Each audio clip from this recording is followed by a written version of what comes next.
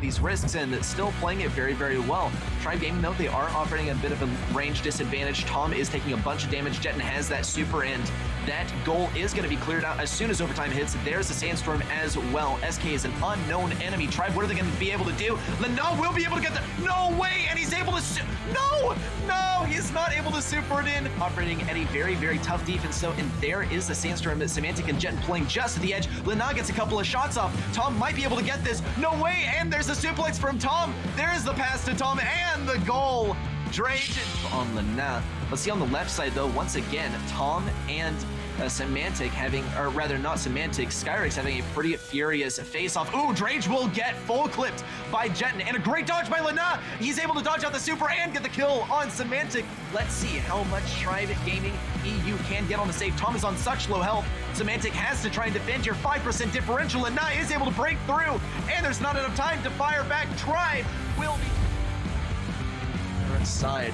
Sky Blue was looking good in game number 1, and now We Are Still Alive has started off with their own goal. Let's see, though, Hayabusa does go down. Naruto's going to have to avoid a lot of damage. Scooby is going to take a lot of damage, and Abdel Bassett is able to put this one in the goal. Jeffress is just going to be so good against the throwers, and he starts the charge. It's going to be the first kill, but We Are Still Alive. It could be the beginning of a comeback.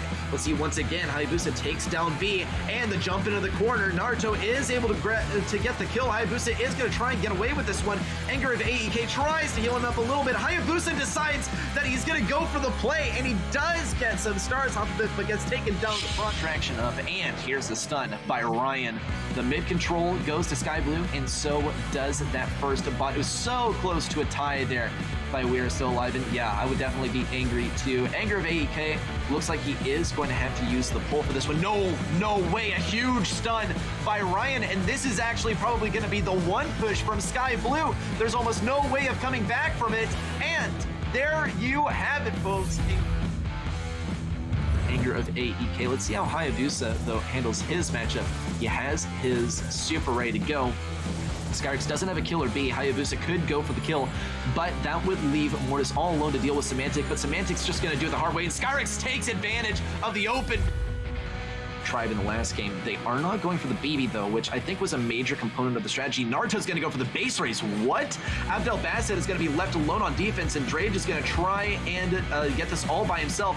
Does force Abdel Bassett to go over to the other side, and Drage is almost going to get locked out of spawn by a polar vortex. Naruto is going to be forced to defend here, and this is a big mistake by Sky Blue to go for the base race. This is not the strategy at all. Draven's Naruto is going to also be popping that gadget to charge up his next super, and there is the polar vortex, an attempt at shoving people away, but it's not going to do much.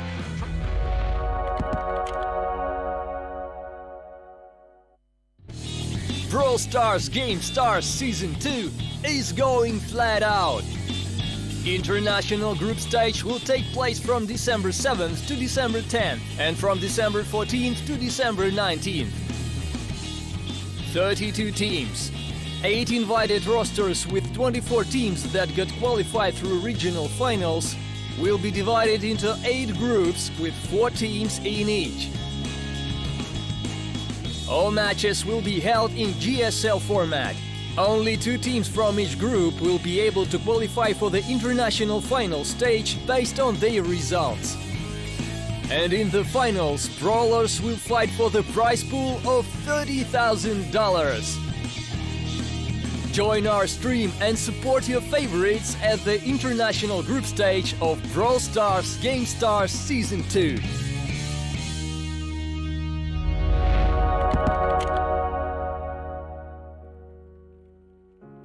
Well, He explained it pretty well. Guys, welcome back to GameStars Season 2. We're going to be getting into Group D today for the International Group Stage.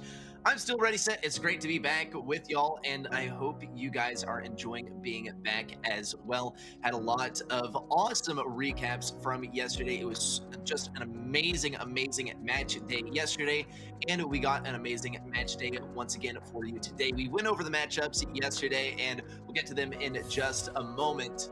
Of course, here is the bracket for today.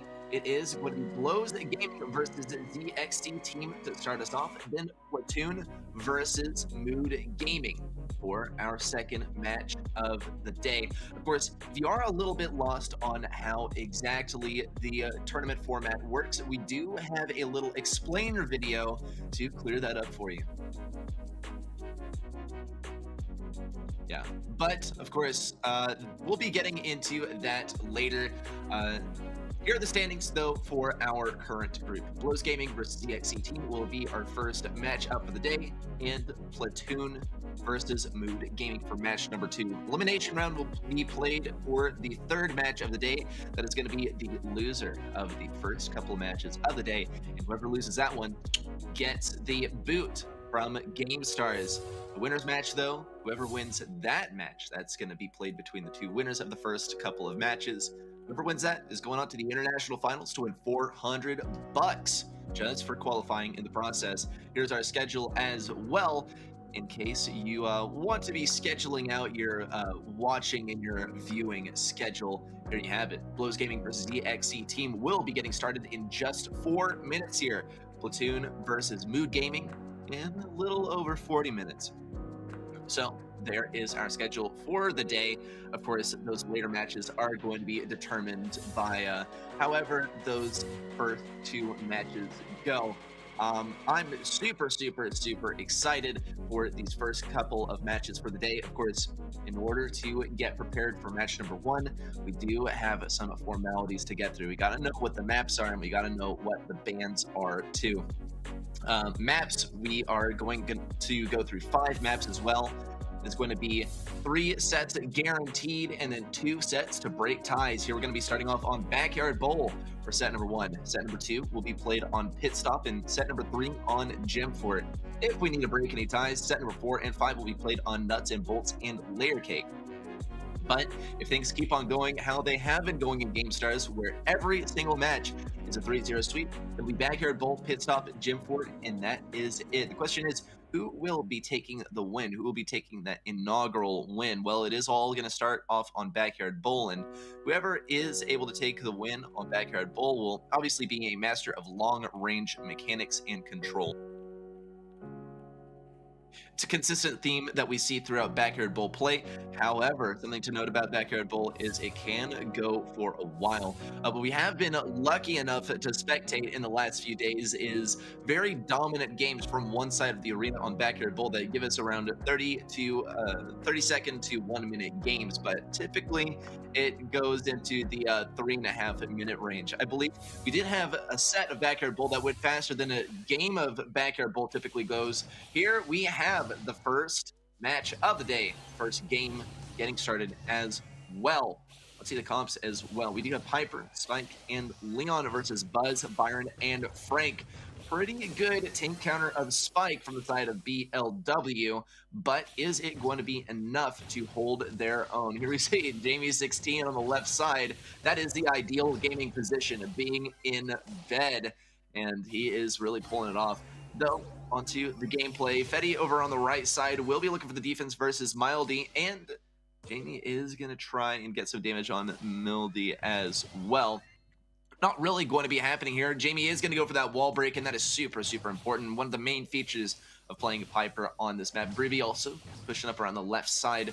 Will be going for some damage. And there's a kill on a Dane HQ.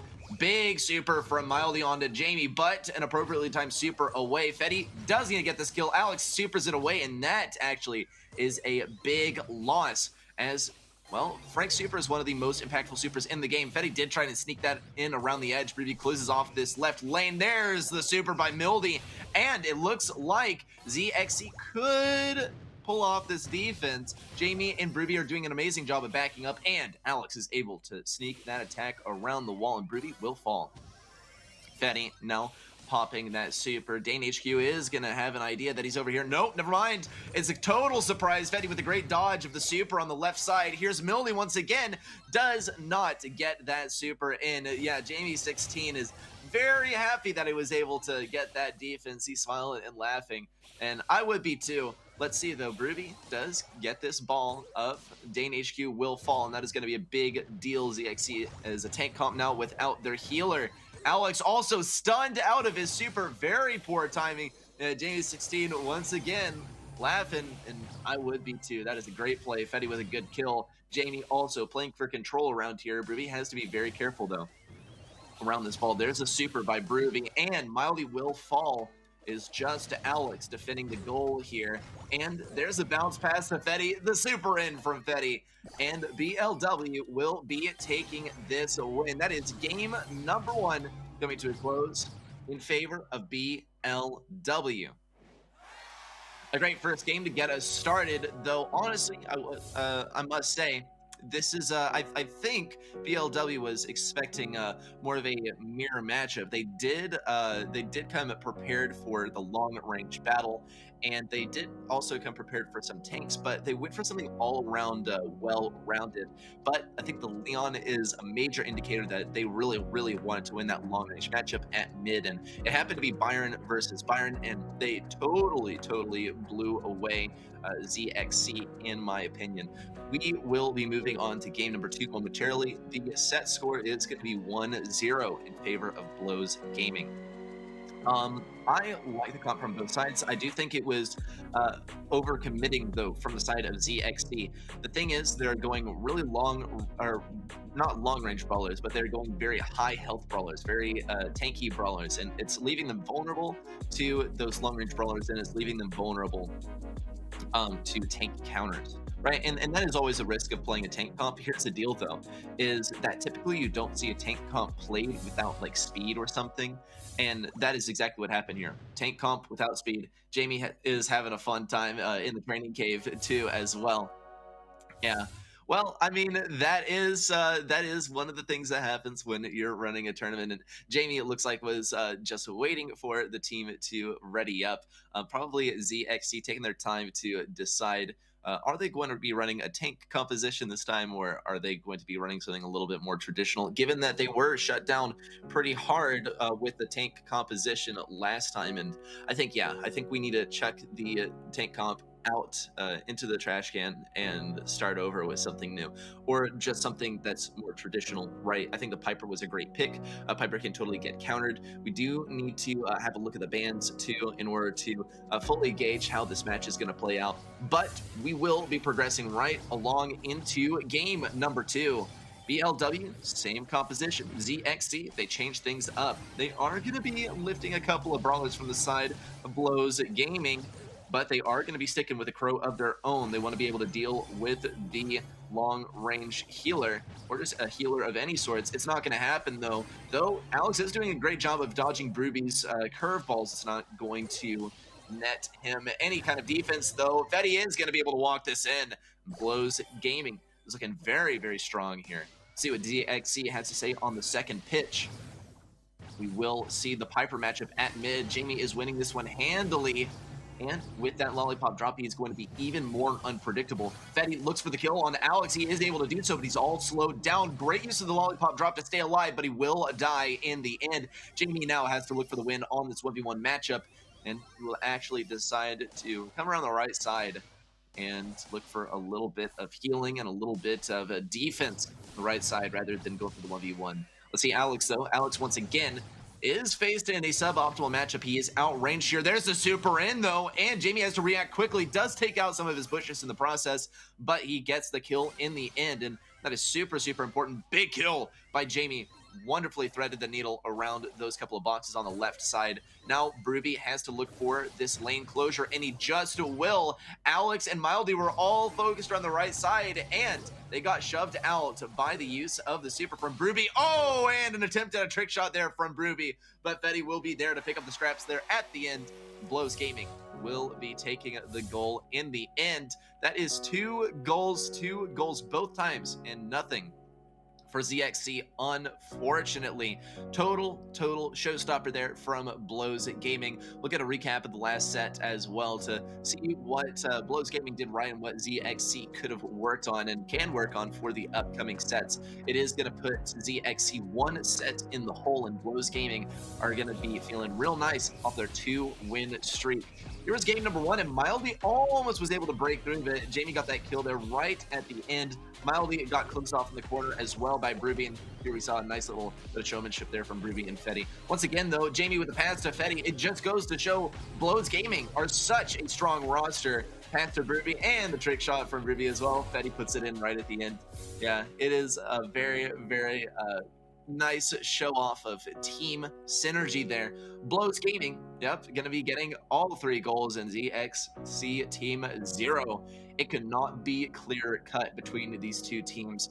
Blows Gaming, of course, getting 3 times the kills of ZXC, and wow, that is huge on the damage. Nearly, well, I think about 3 times the damage of ZXC team. That is big, and it does speak volumes. There's really no metric in which ZXC team had the advantage or did succeed over Blows Gaming. Nothing that we can really remark on either. Maybe it's a Brawl Ball thing, but something tells me that it is just a Blows Gaming thing. They are just that strong. We're going to be moving on to set number 2 for Pit Stop, and this is when the ZXC could bring it back. We're looking at compositions like Edgar, BB, that combo, base racing you, and also getting some quick and swift kills at mid. That can allow you to snowball that momentum into a victory at the enemy's high safe, and they will not be able to get you off. Though some other brawlers that we have been seeing pretty frequently, we have seen quite a bit of Bull here, and that one I really like. Bull going up the lane and causing havoc as he gets that bulldozer all the way straight to beelining to the high safe. Stomper as well, getting him some individual picks on the way. So those are some brawlers I'm personally looking forward to, but in response, we are probably going to be seeing some Spike, and we're probably going to be seeing some Rico as well. Blows Gaming, they did bring out the Spike first. In fact, they brought it out in game number 1, the inaugural game of the entire match. It was not even reactionary. It was simply a prediction room, perhaps, just like playing Spike. So we'll see if they pull out the Spike once again. Rico would be another great pick, though, in order to deal with the tanks, and Rico's great on the lane. And so I think that could be a good play by either team. I wonder what ZXC are going to try, though, because they did go for the tank comp to start things off, like right off the bat. And admittedly, that is kind of like an SK move there. So it's not like an amateur move. And we are going to see actually BLW bringing out the Edgar BB. Interesting stuff. I did mention this. And no Bull on the right side. It is going to be a Daryl instead. And I can definitely vibe with this pick over here. Jamie with a jump in, and Alex is going to have to react here. Already 12% dealt to the safe, and Fetty and Bruvy will be working together on the right side. Alex and Dane HQ will be going for the defense. Meanwhile, here comes Edgar once again. Jamie is going to look for a jump in anywhere. Alex also trying to get some good control versus Bruvy, but he's not able to get the proper angle on him. Jump in by Jamie, and there's the kill onto Alex. This is the beginning of an unstoppable offense. Fetty won't be able to be pushed away. Great super there from Fetty as well. Roll in from Bruvy. Jamie keeps on going to town on the safe, and surprisingly, BLW have not dealt a whole lot of damage to the safe. We are looking at 34% damage dealt, but they were going to town on that safe, and ZXC honestly did a remarkable job of defending. Jamie is going to go for the base race, though, and it is going to be up to Fetty and Bruvy to defend now. Alex is going to go for the defense. He's not even thinking about the safe. Bruvy with a roll in, wants the kill on Mildy. He's not going to be able to do it quite yet. There is the beginning of a gadget from Bruvy as well, but he's not able to fully finish it. Fetty wants that last swing on the Dane HQ, but he can't get it. Ooh, narrowly avoids the damage from Dane HQ as well. Is going to continue baiting the damage out of him, though. Baits a super out of him, and there's almost no value there for Dane HQ. Not even Bruvy will be blocked off. Roll in from Bruvy. Jamie keeps on distracting these guys at mid. Mildy wants to do something. Jamie's laughing. He is getting amazing dodges. He will fall, but BLW might have this one in the bag. We'll see this gadget come off from Daryl, and that is going to be the end of it. BLW, Blows Gaming, are going to take their third win in a row. Very dominating performance from them so far. 3 wins in a row, and it is plain to see why. They bring out the tanks exactly when they need to, and I talked about this comp. It is very, very powerful, and I think ZXC could absolutely afford to run it. But we did see that comp, that strategy with Edgar and BB being run in kind of untested hands yesterday, and it did end up in some base races that just were not going to go anywhere, completely committing on the enemy safe when that was not going to win the match at all, and it was plain to see. But I guess there was a little bit of hope that it was going to work out, and we were talking about Blue Sky yesterday. It did kind of try that. It didn't work.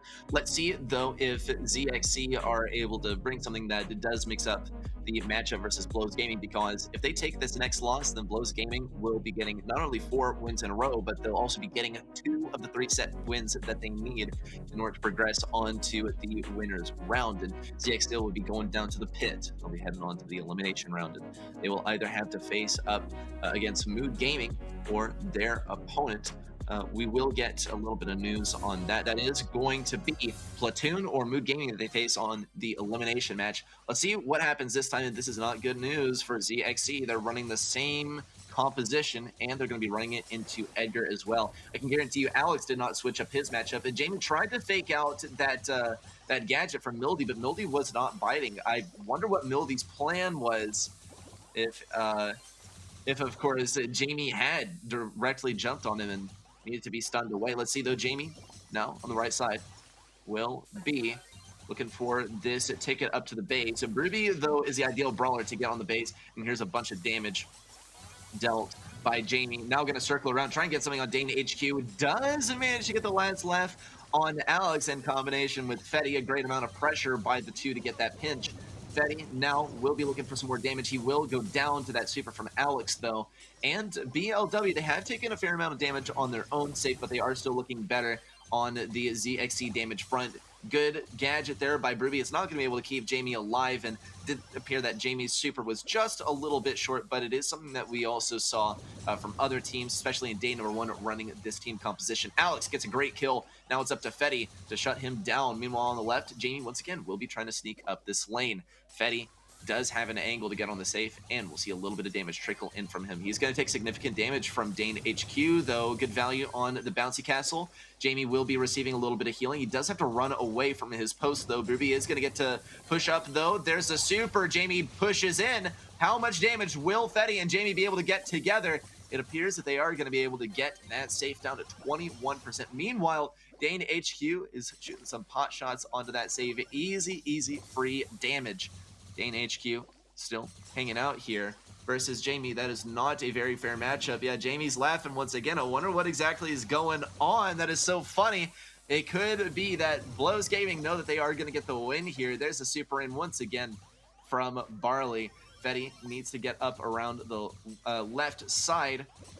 Jamie is also still looking to control these couple of lanes. Dane HQ is being mostly ignored here, so Blows Gaming, they must be feeling very, very confident. And there's the final bits of damage from Blows Gaming. They will be taking this one handily. Once again, admittedly not as dominant as before. Probably the comp change will account for that. But in any case, they are going to be taking it game number 2 of set number 2, and thus going to be taking set number 2 overall. It's going to send us into set number 3, where Blows Gaming will be competing for that match point. Here's a recap, though, of set number 2, and Blows Gaming seemed to have a pretty easy time this time. That first push alone netted them 55% damage on the safe. The Edgar and BB was just so strong, especially with what ZXC was running.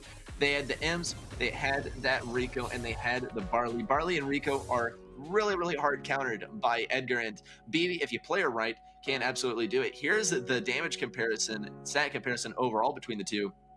And you can tell ZXC team was on defense the majority of the round. They didn't get as much damage, and they got a whole lot, well, they didn't get as much damage on the enemy high safe, but they got a lot more damage on brawlers and a lot more kills as well. But Unfortunately, that stat is not going to win you heist. It's all about the damage that's on the safe. And we did see Blows Gaming repeatedly making these snooping missions into the enemy side, getting damage and getting sent back to their own respawn. And the ZXC team just was not able to push into that kind of staggered respawn schedule and push through and get onto the enemy heist safe. So it does stink for them. It is going to put ZXC 2 sets in the hole.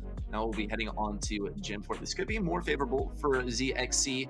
They have been playing quite a bit of Rico and they've been doing pretty well on that Rico. We'll see what player it is clutching out the Rico in the next game. Rico is a pretty strong pick here on Gym Fort, and if they're able to get the Rico diff, then I think that could snowball into a victory for them. We're looking at other brawlers available here, though. We've got to see the lanes and we got to see the mid brawlers as well. We see a lot of Pam here for mid. On occasion, we do see an 8-bit, but I don't think either of these teams are going to be particularly partial to that 8-bit. I think Big Mama Pam is going to be a more frequent appearance. For the last lane, though, that is going to be a tricky one. I do think Blows Gaming could run a spike here.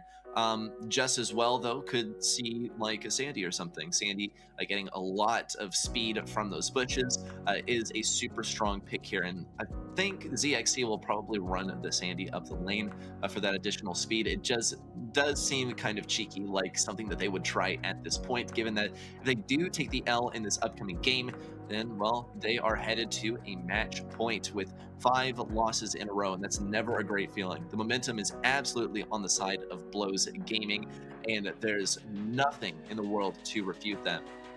So pretty soon we'll be moving into set number 3 for Gym Forts. It doesn't look like we'll be getting past this, or will we? It is going to come down to what ZXC is able to put out here, and ZXC will be running the Sandy and the Rico and the Pam.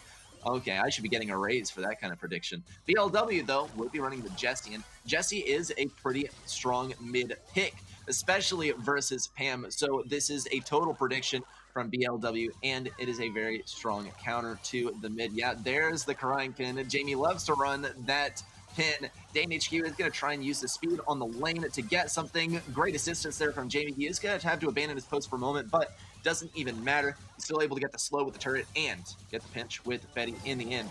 More aggressive turret positioning now from Jamie. Wonder what that's about. It is, oh, wow, that's kind of interesting. He's going to go for the reflection off of that attack.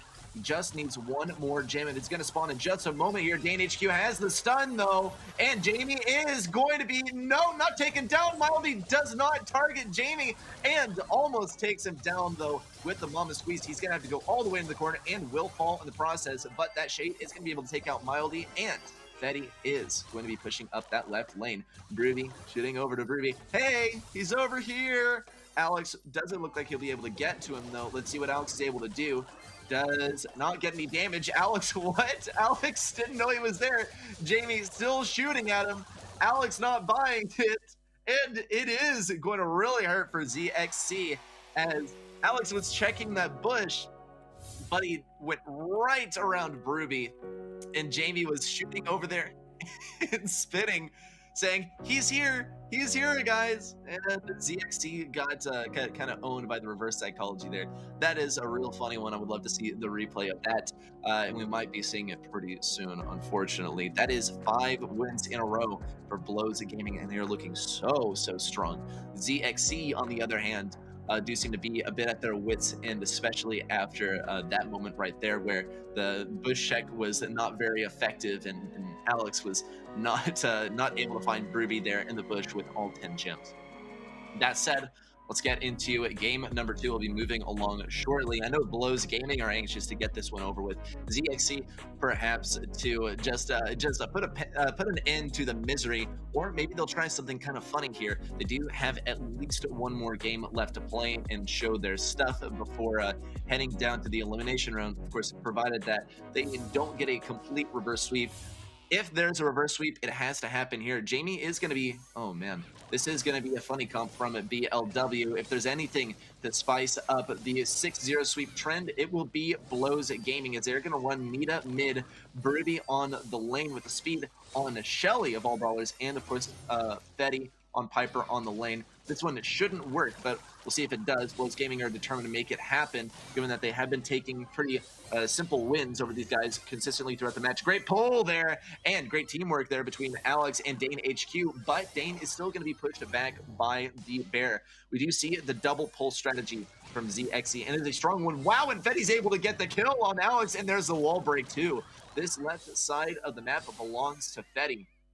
On the right side, though, Mildy will be getting taken down. Brooby has the super. The supers are cycled out. Alex wants the Sweet Dreams gadget, but Fetty picks up the kill. Jamie does have to back up, though. Great call as Mildy has the super ready to go. There's the shades, and that is the last set of shades. It's going to be his main defense against both Brooby and Fetty. Mildy does not want to go anywhere near that set of bushes on the right. Brooby is going to be faking him out once again. Mildy's feeling pretty safe here, but he shouldn't. Jamie is sitting over here on the right side as well. Fetty will go down on the left side as well. Let's see, though, what happens. 2 pulls. Jamie's looking very vulnerable. He's going to try and bait this out from Mildy. Mildy is not biting. Not quite yet. Nope, there's 1 pull baited. Brooby is going to go for the super. And there is the Bruce as well going up to counter Dane HQ's stun. And Alex will not be able to get anything here. Fetty and Jamie have to get amazing defense. Alex is sped up quite a bit. There is the trophy pin from Jamie, and Alex will not be able to get that. No way. They have done it. Blows Gaming win with Nita and Shelly and Elaine Hyper. Unbelievable. What a way to send a message there to your future opponents in the winners match. Congratulations for advancing along to Blows Gaming.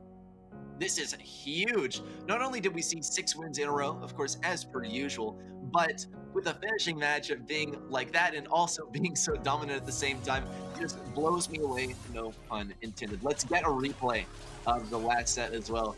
Jamie picked the Jessie to start things off, and ZXT with their I mean, if I were able to predict it, then I guess it's a pretty predictable comp. They went for the Rico, the Pam, and the Sandy. And they went for the Sandy once again, and it did seem like Blows Gaming were able to predict that very well. Not only with the Jessie pick, but also, I mean, this... Okay, this is a little bit different. I don't think this is Blows Gaming predicting. They're definitely messing around, and I'm honestly surprised that they did not pick PSG Shelly here. They did go for Witch Shelly, and I appreciate the taste there. That is probably this is definitely among the better Shelly skins, though I would have loved to see a True Gold Shelly. Maybe that will be for later. Let's get a look at the stats first and foremost. More kills by Blows Gaming, more gems, and more damage. That's what it's all about. And ZX team did fall pretty short on that front, getting just about a half of the damage of Blows Gaming and getting a nice, well, nearly a little bit over a fourth of the kills that Blows Gaming was able to pull off. Gems, half the gems. I mean, it doesn't really need much more elaboration. This is domination by Blows Gaming, and wonder what they'll be able to do versus their opponent in the winners match. We'll get some bit of an overview of the entire match as well on the stats front in just a moment here to see just how dominant Blows Gaming was overall. And here we go. Good on the kills front, good on the damage front too. And let's take a look at their best brawlers so that we can remember these for later for their matchup in the winners bracket. Looking very strong on Piper, on Rico, and on Spike. Those are going to be some brawlers for their opponents to be watching out for. And honestly, I think Rico or Piper could totally make sense as a ban and would really bring them out of their comfort zone. So should that matchup in the winners finals look pretty terrifying for whoever's facing Blows Gaming, then yeah, I think they would ban out the Rico or the Piper, probably the Piper more than anything. That is going to be match number 1 for the day. I hope you enjoyed it. We're going to be moving into match number 2 very shortly. Make sure you get up, stretch, get some water, and join me back in a few minutes here for match number 2.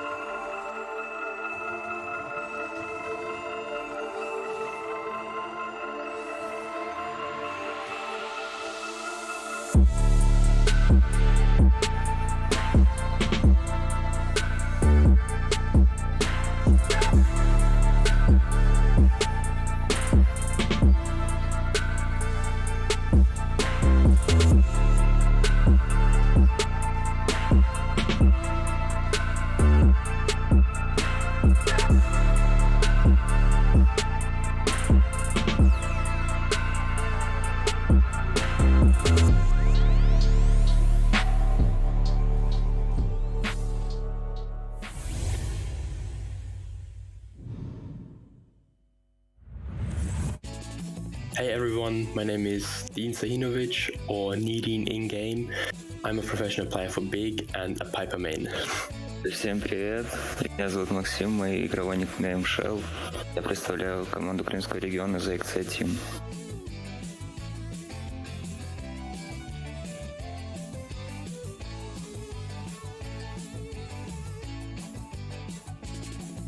You need 10 minimum, but it depends if the enemies have 8. When you get 10th, then they can tie, and therefore you need always 3 more than the enemy has. 10 кристаллов.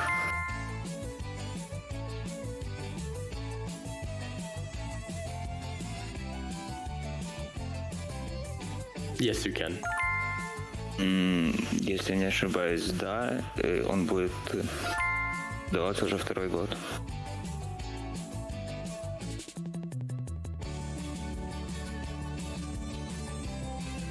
I think there are like 6. I'm really not sure about that, but I think 6. Я думаю, 7.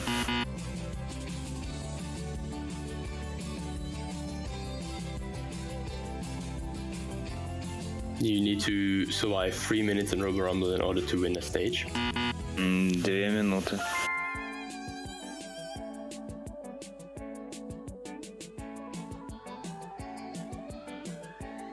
It was 100, but now they reduced it to 30 club members only. С новым обновлением 30.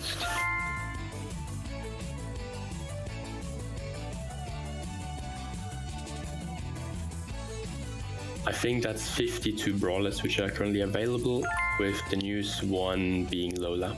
На данный момент 52.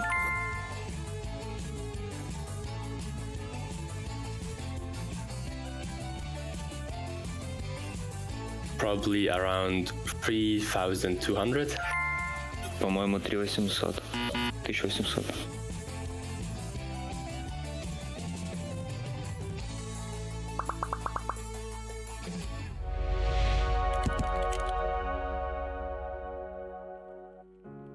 Welcome back, everyone, to GameStars Season 2. This is still ready set, I believe, and we're going to be getting into the second match of the day. It's going to be Platoon versus Mood Gaming. I hope y'all are super excited for our second match of the day. We're coming hot off the heels off of a fiery first match, and we did see a pretty dominating victory, a 6-0 sweep, and well, we might see it once again. Let us get a look at the bracket. We do see Blows Gaming blowing away the competition. ZXC team, we did see one of their representatives talking in that mid-match segment, and we will get to see a little bit more of ZXC team in the elimination round.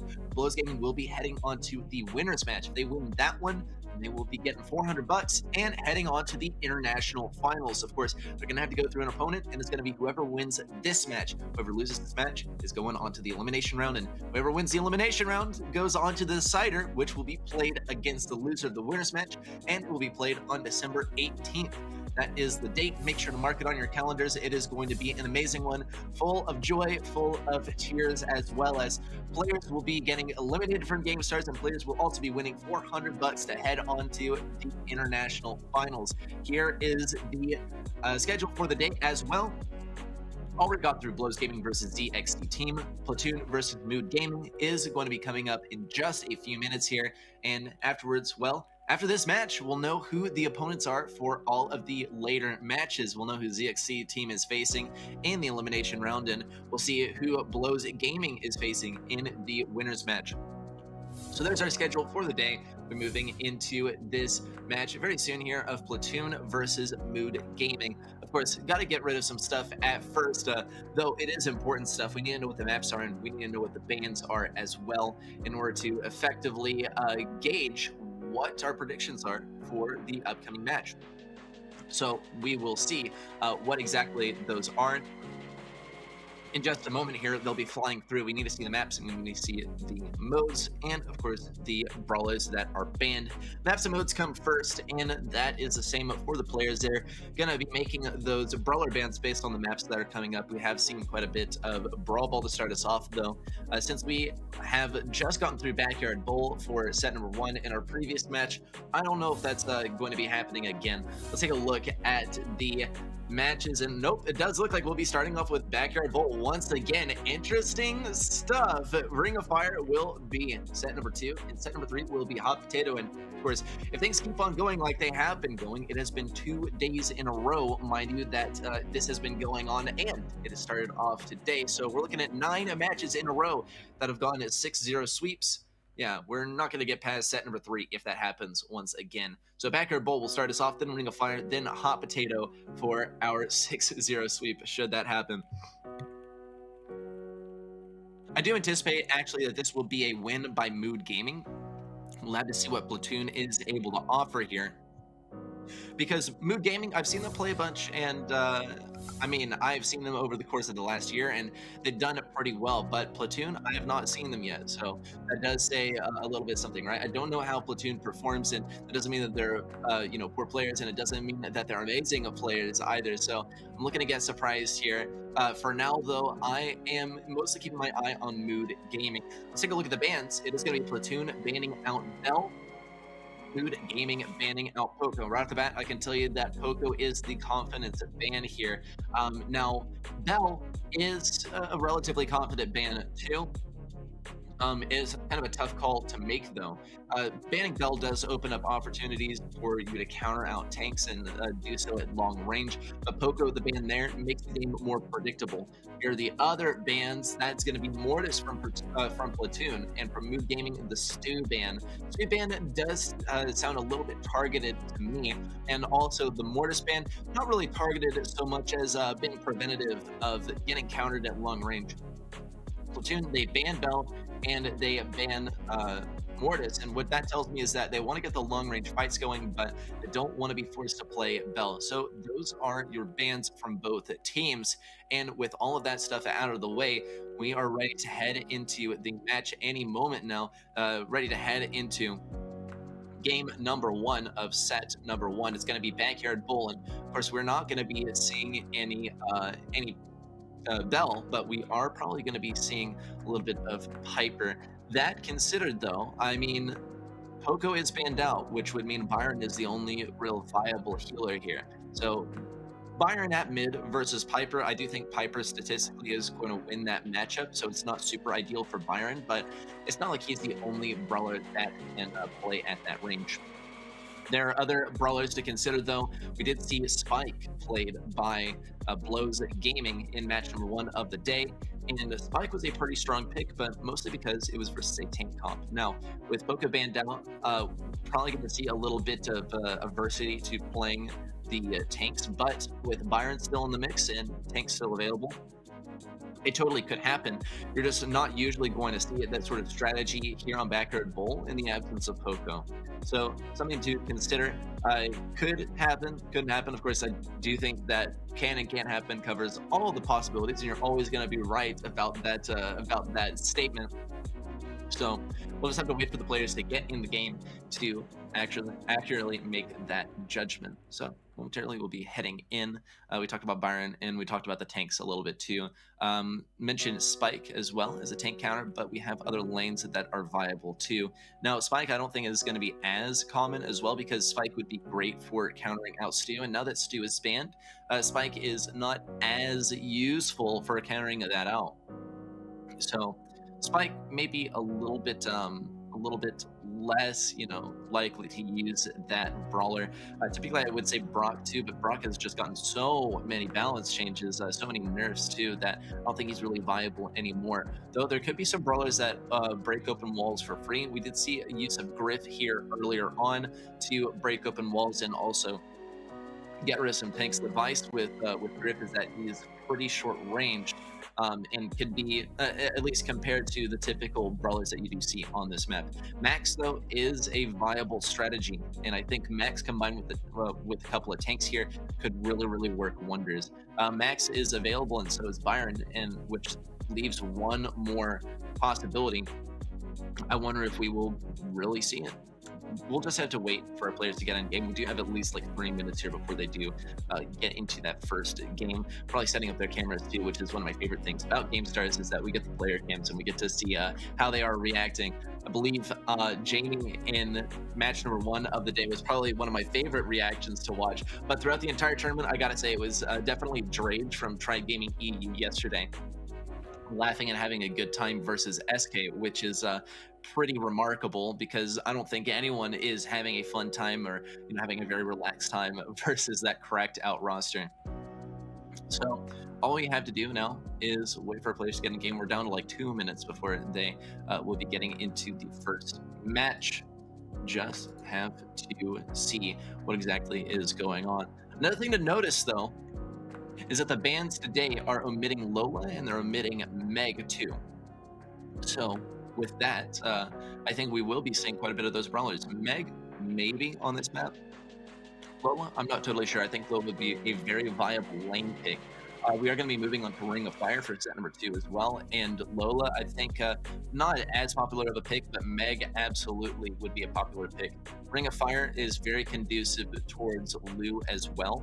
And Belle is also a very popular pick there. And I think without Belle, it's going to be a Lu game at mid.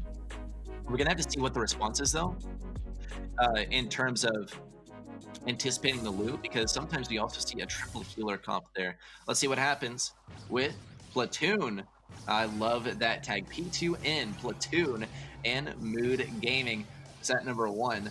We are going to be seeing the Spike, Piper, and Surge from Mood Gaming. From Platoon, it's going to be Spike, Piper, and Lola. So I didn't think we'd see the Spike, but it is going to be ideal for them to be running the Spike here. I didn't think we'd see a Surge here, but Spike is very viable as a Surge counter. Let's see what happens. That big cactus is going to be gone already. Flick is able to get that flick onto Oak, though. Alright, Spirit still trying to get the kill on a Piper. Not really happening, though. Platoon still going for this mid fight. Mood Gaming also playing very defensive. This is very typical of what we see on Backyard Bowl. It's not exactly a riveting gameplay. It's just players fighting over mid and not even wanting to touch the ball at all. A bit of a game of bounty here with the ball in the middle. We'll have to see once they finally make a push up to that goal what exactly happens. Oak does manage to get a couple of shots off and get that second level. Big upgrade for him. There's a pass over to the left side, and Christspirit is going to use that gadget with his super. Does go down to Ope pretty swiftly thereafter, though. Ope has a short-range matchup versus Flick. He's not going to use the super quite yet, though. He's going to wait for a good opportunity to use it. Yeah, it does go behind cover, and now he has a supreme range advantage on the right side. Meanwhile, DD on the left still will just be looking for some reliable damage. Let's see. DD is still trying to get some damage over here. Flick is going to go down. Cry Spirit could go down next. There's a team wipe by Mood Gaming, and they'll be running down the clock just a little bit before they toss that one into the goal. Platoon now down 1 goal. Let's see what they have. Well, Flick is going to get shot with that homemade recipe to start things off, and he's going to have to play a little bit defensive, but it's not going to really net anything for Gugu either. He's not able to push up on any lanes, but Ope and DD are going to do an amazing job of pushing up on their respective lanes. Great value on the super there from DD. He's able to hit 2 players with and slow them down. Oh, a homemade recipe will not take down Flick. That could have been a win right then and there for Mood Gaming with a second goal. Let's see, though. Platoon will be trying to push up, and there's no wall break, and Godthetics will not be able to get that ball around either. Nice little wall break there for Gugu there at the end, and Mood Gaming will be taking game number 1. If our trend remains true, this means Mood Gaming is going to take the match overall. We've only seen 6-0 sweeps, but that one was pretty close, especially towards the beginning of the game when that mid-fight was looking, not one-sided at all like we typically see. However, the momentum is now in the hands of Mood Gaming, and they can use this however they wish, and they're probably going to use it to propel themselves towards victory and start working on Platoon's mental game, because the momentum, right, the effect of one game on the next is not within the game, right? It does not happen within the game. No game has an effect on the next. Each one is individual. But in your mind, that memory of the last game is going to remain.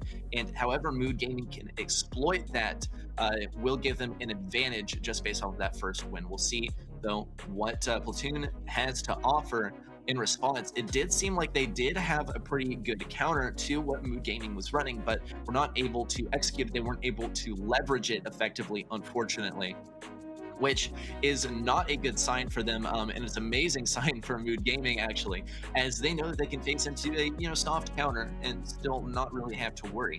Now, should they face a hard counter, that'll be a different story. But when the momentum is built up so much on their side, then they are pretty predisposed to win that one. However, let's also consider that set number 2 is going to be Ring of Fire. And if Mood Gaming is able to take the win on this one, it's not going to have too much of an effect on Ring of Fire. It could still very much so be a Platoon set number 2.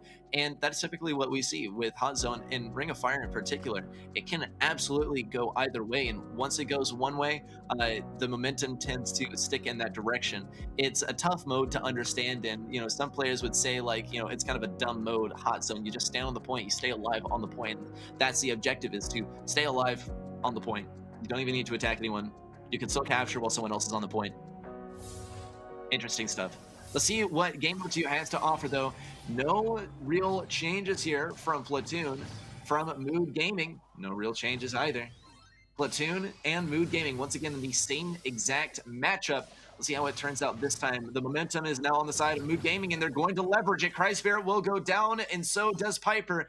Gugu also has the super to work with here. Is he going to use it is a big question of the day. Ope is holding the ball. Gugu's waiting for a perfect opportunity. He wants to allow Ope to get good value when he uses the super, and there's the super by Ope. He's not going to exactly use it, and Lola is going to look so powerful here. Godthetics will be looking for a victory here. Does get that ego wedged around the edge, and Gugu is able to get him around the other edge. Oh, still looking for something here versus Cry Spirit. He has to dodge out the curveballs, and he will be taking quite a bit of damage from that, though. Godthetics still trying to keep back the competition. Flick will be looking for a cheeky kill here or there. It's going to be ideal to get a kill onto Surge and get rid of his level 3 range. Gugu's very low health. Ope teleports in. Is he able to get the kill? Great use of the super to avoid the damage from Cry Spirit, but it's not going to get him the kill on Cry Spirit, but Gugu will finish him off. Godthetics still has to push up around the left side. There's the blocking life plant and a kill onto the ego. No way! Ope almost got that clutch goal in with the teleport, and Mood Gaming are going to be having to pay the price, actually, as Platoon will now be able to push up. Flick has the super ready to go. Ope is going to try and defend as best as he can, though. Flick won't be able to get a huge value on that super, or will he? No, he will be able to do this now. Will we see the pass to Godthetics? It looks like it. Ope has to defend here. Flick gets the super right at the end, and that is spectacular value on the super. He knows exactly what he is doing. Platoon now has the advantage over Mood Gaming. This could be the first time in 9 matches in a row that we see a win by anyone but the team that's in the lead. Let's see what Mood Gaming is able to do, though. Flick is on very low health. Godthetics will go down. Cry Spirit has to get this defense. Ope is very low on health. Gugu wants his goal, and he's going to get it. Got to wait for that clock to run down. No way. Mood Gaming will be tying this up 1-1, and overtime will begin. Godthetics has his ego ready to go, though, and there's a gadget as well to try and get a little bit more damage. Ope is really trying to make something of this. He will go down. No supers on the side of Platoon, though. Gugu will have to defend this by himself, though. Godthetics does juke him out, and there is Platoon taking a game off of Mood Gaming. And I guess that just goes to show momentum ain't nothing. That is wild. That is our first time in 9 matches that we have seen a win by the opposing team. The first time in 9 matches that has not been a complete 6-0 sweep. And this is also after SK versus Tribe Gaming EU. Even SK versus Tribe Gaming EU, Tribe Gaming EU of all teams took the 6-0 sweep over SK, and I was very impressed by that one. More impressed, though, that the curse has finally been broken here in GameStars, just in match number 2, which I think means that we're in for an interesting day. Platoon does take game number 2, and that is going to put us 1 versus 1 in set number 1. Mood Gaming will have to bring this back if they want to head into set number 2 with a victory, but I don't know. Kind of looks like Platoon does have the upper hand here now, as they brought things back with the exact same comp versus Mood Gaming and were able to get the win. Now, we did talk about Mood Gaming was playing into a kind of a soft counter there in game number 1, and they did it again in game number 2, and Platoon was finally able to leverage it in game number 2. So we still have not, though, exhausted the possibility of a team composition change from Mood Gaming, and I think that is going to happen in our upcoming game, given that what they were running was just not working. Even in the soft counter, it was not really working. So Game number 3 is probably going to present some different team compositions. The question is what? I think both teams are going to be pretty, guarded around playing any kind of tanks because the spike pick was still quite prevalent. That plus we did see the Mortis ban, but any brawlers that try and get in close range will be countered out by Surge. It is going to eliminate, I think, Buzz from the mix, depending on how risky these teams want to play. If they are willing to play risky, then I think Buzz is a completely viable pick here. You got to go for Buzz, and you got to go for the Byron as well. Byron is still available in this matchup. Poco is the one that spanned out. So Byron is available, though Piper seemed to be working pretty well on the mid lane, especially getting those homemade recipes in great value on those. And of course, the wall break was absolutely instrumental too. I think the wall break absolutely sped up the pace of the game, and I think both teams could afford to bring some brawlers that have wall break as a gadget, so that they just get that free wall break off the beginning of the game and start to profit off of it as soon as they get into the match. We'll be getting into the match pretty shortly here. Teams getting ready for game number 3. We haven't seen a set, mind you, this close for a couple of days in a row. So the players are in for a surprise here, perhaps. Nope, same exact comp from Platoon, and Mood Gaming will only be switching up one brawler. Godthetics will go down. Ope is able to stay alive. Wow, and there's a slowing toxin onto Flick as well. And that homemade recipe is not going to do anything. Flick is on such low health. Cryspirit will be able to make his way over to the right lane, though, and this could pose a possibility of a victory. There is a use of Piper Super as well. Gugu also has to get rid of this ego, and it is going to fall pretty quickly. Godthetics will get the push on the right side, though. Cryspirit also trying to push up on the left side. Flick will be looking for some damage as well. Gugu still trying to get a single kill here. He's on very low health, though, so he can't afford to back up and heal up a little bit, as Didi does a lot of the hard work. Has to dodge out Godthetics and Cryspirit at the same time. Oak will pick up the responsibility of the left lane. Cryspirit also still trying to keep back Didi. He's doing a pretty good job, but Didi is able to push through. Flick now has to defend this goal all by himself, and it looks like with the use of Godthetics' ego, that Mood Gaming is going to back off, and we're still going to find ourselves at 0 versus 0. We are 2 minutes into the game, and no goals have been scored yet. This is Backyard Bowl for sure. In case you needed a reminder, Ope has the super ready to go. He's not going to jump on Flick. He doesn't want to get super by Flick, so who is he going to jump on? Well, Cryspirit is pretty low. Does jump on a Godthetics, and Godthetics will be feeling the pain. There's a pass over to the right side. Didi goes down to the shot from Flick. Gugu has to get rid of Cryspirit, but he's hiding behind the life plant. Flick also gets the super out from the left side. No real damage on a Crow there, but he is able to get good positioning. Now we find ourselves in overtime. 1 more minute on the clock to decide this set. Didi will be pushing forward. He has a super ready to go as well. Flick getting slowed down. Cryspirit's on pretty low health. It does take a little bit even more damage from Didi. Gugu has this homemade recipe. Ope is going to be able to help him pick up the kill as well. Flick looks for the damage at long range. Gugu has the super. There's the ankle breaker, but no! Flick is able to react in time to get in the way of that ball and block it. Pass over to the right side. Gugu looks for the pass to Didi, and the pass into the corner. Mood Gaming will be taking set number 1 after all, though admittedly a pretty close match number 1, rather a set number 1. Big stuff there from both sides. We'll get a recap of the entire set as well, so that we can break down what exactly worked for Mood Gaming, what worked for Platoon, as both teams were able to take a win or two off of each other. And this, in my opinion, shows that this matchup is way more closely matched versus each other than any of the ones that we've seen over the past couple of days. And I'm looking forward to our later matches in the day because, I mean, I think we are going to have a day full of surprises if we're already breaking the curse of only 6 zeros. Mood Gaming getting that first goal handily and winning the first match based off of that. Then we get into game number 2, though, and well, of course, this is still game number 1. We almost saw the offense there from Platoon, but game number 2 did post some different strategies. Ope almost got the goal there, and then Platoon was able to respond with their own goal. There just was not enough time in overtime there for Mood Gaming to come back. It was a great ankle breaker there by Platoon.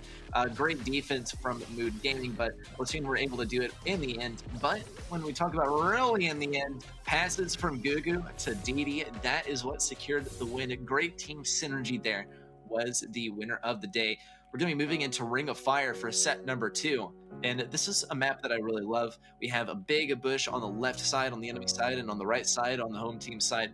And that can really be played to your advantage if you play a brawler like Tara, but it can also be played to the enemy's advantage if they're pushing up on that lane as Rico or a brawler like that. Now, mid, we're looking at some long-range brawlers, always mid brawlers here, and typically that left lane is going to be occupied by a brawler that is able to support mid pretty well. So I'm thinking Byron is a strong possibility. There was the ban of Bell there by Platoon, so obviously we're not going to see that one.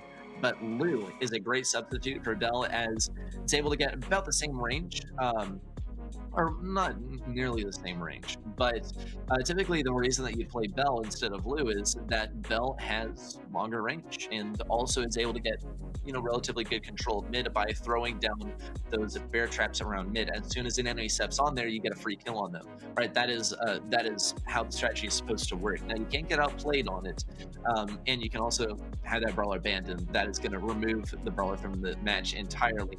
So Lou, I think, is a viable brawler here. The thing is, Lou's not going to be able to get a super if there are no brawlers within his range, and he does have pretty long range, but when we talk about sharpshooters, it's just not even close. So Lou needs to find brawlers that have relatively the same range as him. We already saw the Crow from Mood Gaming.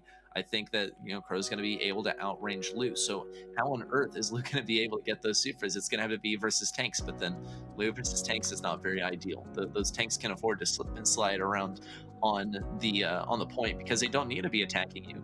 They don't really need to be dodging too much. They just need to exist, and from that, they are able to get capture off on the hot zone.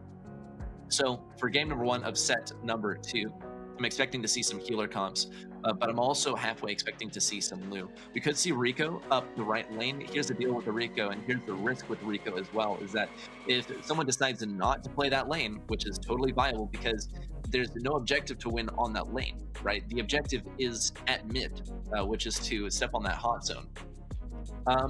Then what are you going to do, right? There's no fight for you to win. There's no fight for you to fight. There's no point of being on the right lane if there's no enemy on the right lane. And if you do decide to just sit there and wait, well, now you're putting your teammates in a 3v2 situation, which is, not really good teamwork there. And it is going to be a match that they probably lose. So Rico is kind of a risky one, but can work really, really well when executed properly, especially if there is a matchup 2v1. Rico, you're probably going to have to play him more like a Colt, though. And, I mean, if you're going to play Rico like a Colt, then just pick Colt to begin with. Colt has great wall break to be used there as well. So those are a couple of brawler possibilities on this map. We are looking at Pam. We mentioned triple healer, and if you want to call Jean a healer, then you can throw him in there as well. Jean, we're looking at a little bit of Byron as well. A Poco is typically the glue that holds us together, so that could be the big limiting factor that prevents that comp from being run. But also, Pam is a strong brawler to play at mid, though sometimes she can get overwhelmed. She's able to get some good damage off and able to get the Scrap Sucker gadget great value on certain targets where their reload speed is very low. But in any other case, she can get overwhelmed, so it can be a bit of a risk to play her. She's not going to be one that can hold her own, but she is very tanky, and she can get percentage on that point when crunch time starts to ramp up. So those are a few brawler possibilities on Ring of Fire. I think we could maybe even see the Piper too, because we did see it run by both teams in set number 1, and it's a pretty good replacement for the long range fight that we typically see between 2 bells on this map. So Piper is a strong possibility. Yeah, we're just gonna have to wait for these players. They are in the lobby, so they are just gonna be getting started pretty soon here. So we're just waiting on them. One of the brawlers they are thinking about picking. Bell is obviously off the table, but I would love to see some Piper gameplay in here. The question is, what are you going to do to counter out Piper? Because there is still, Piper is going to be hanging in these bushes towards the back line. So if you're able to flank her, then you're going to get great value on her. The question is, how are you going to flank her, right? Tara can get great value on that, so can Leon. Leon's another strong possibility on this map. Leon can help you diff the long-range fight. Now, we didn't see Leon in the last set, which was a little bit surprising to me. But I mean, it's all fine, right? Leon's not absolutely instrumental. All it's going to let you do is have a little bit of an easier time on that mid matchup, and we saw that the Pipers were pretty evenly matched on the mid matchup. So I think that could have dipped things quite a bit, but at the same time, the Pipers were pushed up pretty high. So another thing to consider. It didn't appear that either teams were really anticipating a Leon either. Otherwise, we would have seen the odd Squeak pick in there, and Squeak is quite literally only played to deal with Leon in the early game, and then you play with Squeak for the remainder of the game and do your best to deny Leon any further supers after he has exhausted all of his lollipops. So yeah, Squeak is a pick that we could have only seen in set number 1, and I don't think we're going to see it in set number 2, even with the possibility of Leon. It's really just like a backyard bowl specific pick for whatever reason. I would say mostly popularized as well by Zeta Division, the winners of the Brawl Stars World Finals. Really cool guys, by the way. I did get to meet them.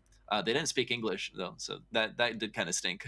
But I have been following them throughout the entire last year. You know, I've been the caster for East Asia on Brawl Stars Competitive, and I've seen these guys dominate through the entire year, and they are just monstrous. Their main rival, Queen Nai, also pretty tough guys. They did make it. They did make it to day number 2, right? But not much beyond that. They did have to play versus Zeta Division for a while. Yeah, my eyebrows are kind of chilling. Some caterpillars up here. Yeah. Anyway, though, we are just waiting on our players to get in this match. And it is taking a while. They are in the lobby. We're just waiting for them to get started with Ring of Fire. This is when the momentum could turn around the opposite direction, but I don't know if the momentum is really in anyone's hands at this point. It is a pretty well-matched match on both sides right now. So we'll see. We'll see. I do encourage you guys in chat to talk about your predictions for the upcoming winners and how these upcoming sets will go. It is always nice to interact with you guys. Instead of just talking at the camera, get to talk with you guys a little bit too, because more than anything I like hanging out and watching some competitive Brawl Stars. If you did watch the World Finals, I was there, and I was in the Brawl House hanging out, and that was probably like the peak of my Brawl Stars casting career, as I just got to chill on there and watch Brawl Stars on a big old TV with friends that I have never seen in person. So it was cool to be there. But yeah, that's how I probably describe the experience. I'm just trying to break it down for you guys, and I get to spitball and talk about my predictions and stuff, and I get to make you guys listen to my voice. But more than anything, it is a chill experience. Just chill here, talking about some competitive Brawl Stars, in this case between Platoon and Mood Gaming. Right now, though, we are still just waiting for them to get the match. They are in the lobby. They just need to get things started, probably still nailing down those brawler picks, because it is going to be a tough one to decide for this upcoming set. It is Ring of Fire, so I mean, the healers could be in play, long-range brawlers could be in play, some lane brawlers could be in play as well. Just going to have to wait and see what exactly is played by them. We have been waiting for about 10 minutes here, so they are taking their sweet time getting ready. The pins. What's up, Science? How are you, man? Yes, we love the pins, Science. We love the pins, bro. Yeah. Imagine if there were pins, I would be more than happy to share them with you. Yeah. I think we are going to be getting started pretty soon here. Just waiting on the players still. In any case, yeah. Science, if there were pins, I would be more than happy to give them to you. I did see this year that for the World Champions, they received different pins than the World Champions in 2020. 2019, they did not receive any pins, so I wonder if they will. Like in hindsight, if you will, I wonder exactly what the branding was for the World Finals in 2019. It'll be interesting to see. It would be Cerulean, Spin, and Tom that received those pins as they played for Nova Esports. Yeah, last year it was Team Flash, and this year it was Zeta Division. So interesting. I wonder though. I've heard rumors that mainland China is get the same amount of spots next year. So I think there's a possibility that mainland China maybe gets a little bit further than just around at 16 in the World Finals.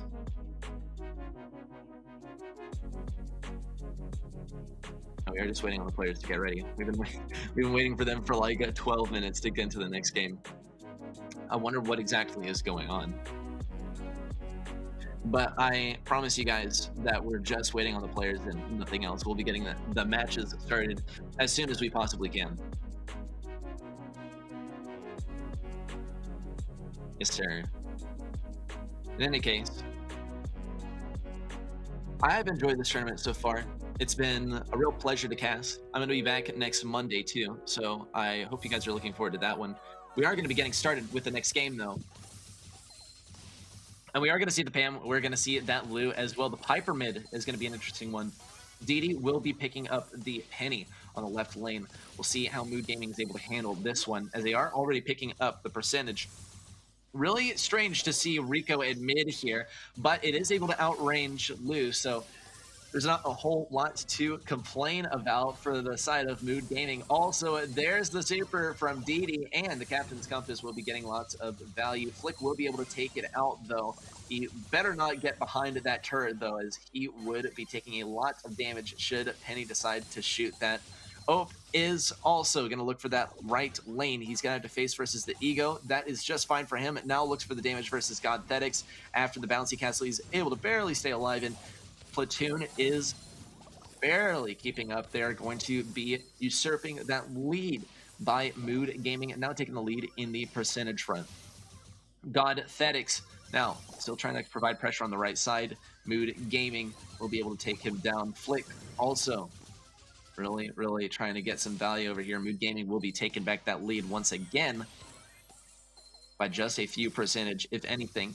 And there is the gadget from Godthetics to get a little bit more damage, get a little bit more control and capture on the point. They will be taking back the lead from Mood Gaming, but they are fighting in a 3v2 scenario that is less than ideal. There's the super down as well from Penny, and Platoon will be losing their lead pretty soon here if they're not able to pick it back up, and they will be getting control of mid, but probably not for long. Ope gets a tricky angle, and there is the kill on the Cry Spirit as well. Gugu will be the one to ramp up the points over here. Ope also looking for value. Didi has the super ready to go as well. Flick does throw that super forward. Flick will be taking a lot of damage as well. There's another super cycled out there by Ope, and a first super for Cry Spirit. It's taken him a while to get up that first super. Hopefully he gets good value off of it. Flick once again tries to push into mid to try and stop something, but Mood Gaming will be taking this one, and they're going to be taking the game victory off of this one as well. That is going to be game number 1 of set number 2, going to Mood Gaming. Just messing with me? I know you are, man. I know you are, man. I'm messing with you back too, man. Or well, no cap. I would give you pins if I had any. Yeah, what's up, Hasnain? How are you? It's good to see you around. Yeah, welcome everyone. Welcome everyone who is watching GameStars or just now tuning in. We are in the midst of Platoon versus Mood Gaming. Just did a 12-minute fill, so the energy is kind of low, but after a break, I think we'll be back up and ready for an elimination round. So stay excited for that one. So far, Mood Gaming is leading by 1 game in the set, and they looked pretty strong in set number 1, though it was a little bit topsy-turvy versus them and Platoon in set number 1. Platoon did manage to take a single game off of them, which is more than we've seen anyone take off of the more dominant team in the past couple of days. 9 matches in a row. I'll keep mentioning it because it is a crazy streak. We saw 9 matches in a row that were complete sweeps by one side. 6 wins, 0 losses by the winning team. And it was just remarkable because one of the teams that got a sweep was Tribe Gaming EU versus SK. Yeah, Tribe Gaming EU sent SK down to the elimination round, and now SK is going to fight out of the decider on the 18th. So it's unfortunate there for SK. SK did get a pretty tough matchup in the first match, though, so that's another thing to consider. I'm looking very, very hopeful future for Tribe Gaming EU. Let's see, though. Mood Gaming does have the lead here in set number 2, and they will be looking to further that. Hopefully they do ready up pretty quickly. because they did take their sweet time getting ready for game number 1. I wonder if it is Mood Gaming, though, that has taken the time, though. I wonder if Platoon is trying to stall out the momentum of the match, which they have done entirely, but Mood Gaming still took the win in the end. So maybe they can abandon that strategy. Yeah. In any case, it's great to see people talking in the chat, Science and Hasnain. If anyone wants to say anything in chat, we have Animesh Patty. What do I think about Skyrix and Lynette Denton together forming a roster for 2022? That's interesting. It doesn't sound very characteristic of Lynette, but it could happen. We did see Lynette play with Tribe Gaming, and they looked very strong. So I wouldn't be shocked if he does part ways with iChaos. Yeah, because iChaos is his typical teammate, right? And Lynette and iChaos stick pretty close together and usually play on the same roster. Yeah, I want to see what Yoshi does, though, right? Yoshi played for AQM and did pretty well, but Yoshi leaving EXO kind of killed the roster and killed their chances at going to Worlds, in my opinion.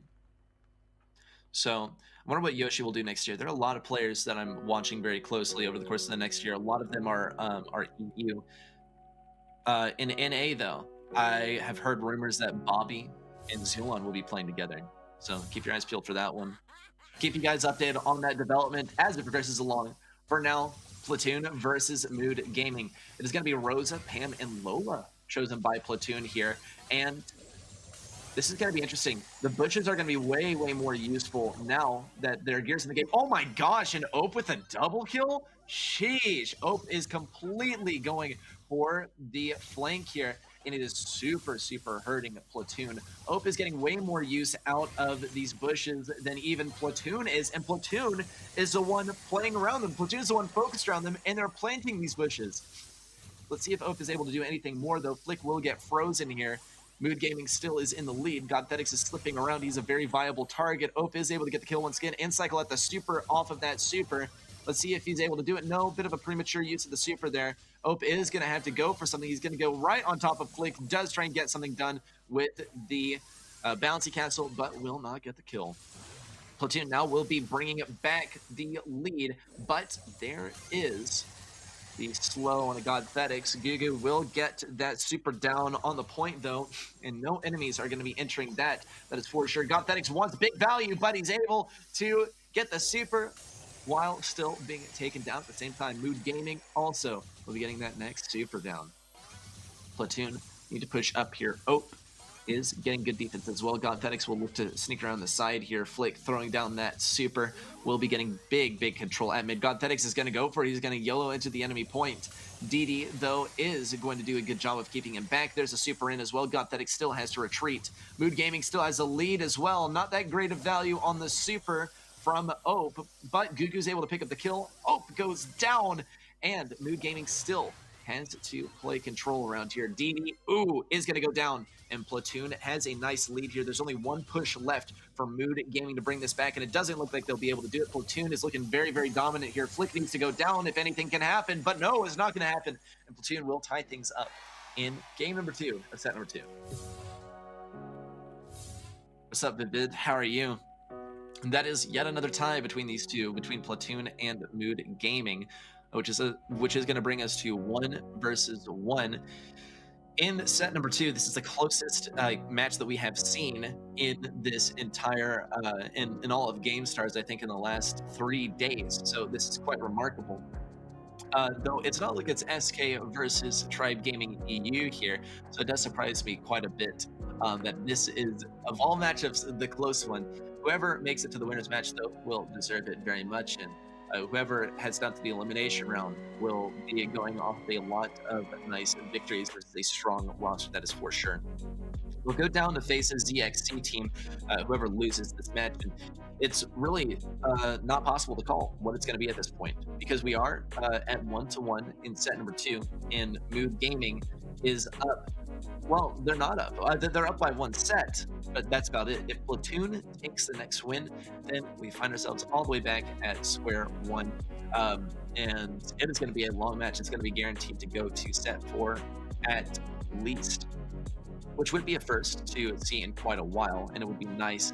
I do wish the players would ready up a little bit faster, though, because if we are in for a marathon session, then I would hope it's mostly games rather than waiting. Yeah, but that's just me as a commentator, spitting. Let's see what Platoon has to offer in the next game, though. They were able to deal with the Lou pretty well. Mood Gaming did do a pretty good job of playing Lou in the last game. Let's see, though. Game number 3 will be coming up here. Platoon is going to be picking up the Lola, Pam, and Tara. Mood Gaming, they respond with the Lola, Lou, and Rico. Rico is going to go down quite quickly, though. Didi does have his super up. And there is the ego as well. Not going to get a whole lot of value off of that gadget. Mood Gaming is going to throw down that gadget, or rather that super and the gadget from Gugu. He's not going to get any value off the gadget. Ope also trying to make something happen over here. There's a super from Godthetics and does get the kill off of it as well. Platoon is going to be pushing up here. Mood Gaming also trying to push in. Platoon doing a good job of doing this. I wonder if Cry Spirit really remembers that his ego is over there on the left side. He's bush checking as well as attacking at mid at the same time, which is kind of an interesting move. It's not going to do a whole lot for him, but it is an interesting strategy. He is going to be spreading himself thin, though, as Gugu will be picking up the kill on him. Mood Gaming is, though, operating at a big disadvantage here. Platoon could be bringing back the match right here and tying things up in the set count, but Mood Gaming has good control of mid. Let's see what DD has to offer. There is the use of the ego. He's going to be trying to block things off, and Crime Spear is able to take it down as well. Godthetics has his super ready to go as well. Ope also is looking for value. He wants his next super. He does have the speed as well. Flick is trying to get a kill over here. Mood Gaming still at a disadvantage in terms of percentage, but that is all. Godthetics with a bit of an overzealous super there. He's not going to get any value off of it, and he is going to go down as well. Mood Gaming still is pretty close to bringing this back, but Platoon is looking very healthy and very tanky as well. There's the super, though, from Gugu. Is it going to be enough? Godthetics has to push forward here. Ego cannot capture the point, despite what Christ Spirit may try. Godthetics will not be able to get up on the right side. This is going to be a close one. Flick is going to have to push in. Will he be able to? Christ Spirit tries to push in. Gugu, it's all up to him. He's not going to be able to get it, and that is going to be Platoon taking set number 2. We find ourselves tied 1-1 in set number 2. We'll be heading on to set number 3 momentarily, and this is the closest match that we have seen in all of GameStars so far. Let's get a recap of the last set as well to start to make like some analyses as to what one team did wrong, what the other team did wrong, or what both teams did right. Both teams did get some wins in here on Ring of Fire, and I mentioned that this is looking pretty good heading in for Platoon as well. This is the map where things turn around. Let's see. It's really hard to tell. This match was all over the place. It was very hard to tell who was winning most of the time. As the players were all over the field, it was quite chaotic. There were times where Mood Gaming was looking very solid, and then Platoon suddenly has an organized push up mid. Then Ope gets a super from the back line like that, and how do you even respond? In any case, DD did, I don't know about the Crow pick. The Crow pick was kind of strange in my opinion. Crow is going to be great for getting counters to healers. Maybe they expected a Byron here. Here's the thing is, Crow, not really that great of a brawler anymore, especially when you're not facing against Poco. They banned out Poco. Why would you I'm not entirely sure why Crow would be played here. Let's get a look at the stat comparison, though. Mood Gaming did do much better on the kill front. They got the same amount of percentage captured as Platoon throughout the entire match, and they did more damage. This is interesting. I think this is simply Platoon playing the objective better, but I will say these were very close matches. Even when Platoon won, it was very close to Mood Gaming taking the win anyway. So it's a tough call. I mean, I don't think this is Platoon bringing the momentum back. They did get the wins, but they did not get their mechanics honed in. So for set number 3, it's looking a little bit more hopeful for Mood Gaming than anything. We'll see what Platoon has to say. as we head into that one pretty soon here. We got to get into the next map. It's Hot Potato, and this is another one of those that could go either way, though it will probably go a lot faster. Our last set alone was almost 30 minutes. Hot Potato, though, can go less than 10 minutes, though. The games are back-to-back, of course, and if we are looking at some BB and Edgar play. So that is what we anticipate for set number 3. Set number 4 will be on the way as well. We have to play it because we are at 1-1. That is the earliest this match can end now. We're in for a lot of Brawl Stars with Platoon versus Mood Gaming. Headed into Hot Potato, I once again expect the Edgar and the BB as a base race comp, but we can also see some Rico up in here, which we know Mood Gaming love to play, and they play really, really well as well. Now, other brawlers that we could see, Barley is a strong pick, right? But Barley is going to get countered out a lot by any kind of wall break comps, and we can see that by means of Griff, perhaps, breaking open the walls. We do see a little bit of Colt here and there, breaking open the walls. Other brawlers that can break open the walls, I mean, we're looking at Colonel Ruffs as well. Colonel Ruffs can do pretty well versus Rico on the lane. He's able to also get the ricochet. He doesn't have as long as a range, but it doesn't matter a whole lot. Your entire objective is to get that power up onto Barley. Let's see if it happens. Nope, it is a base race comp from Platoon, but not exactly what we expected. And Mood Gaming is going to go for something quite odd too. Daryl and BB are great for getting damage on the safe. I don't know about Jackie though. Jackie is going to be solely for defense. We'll see how this goes. They're being very, very timid about going for an offense here. Ope is going to make that first charge and get quite a bit of damage on Godthetics, but that's about it.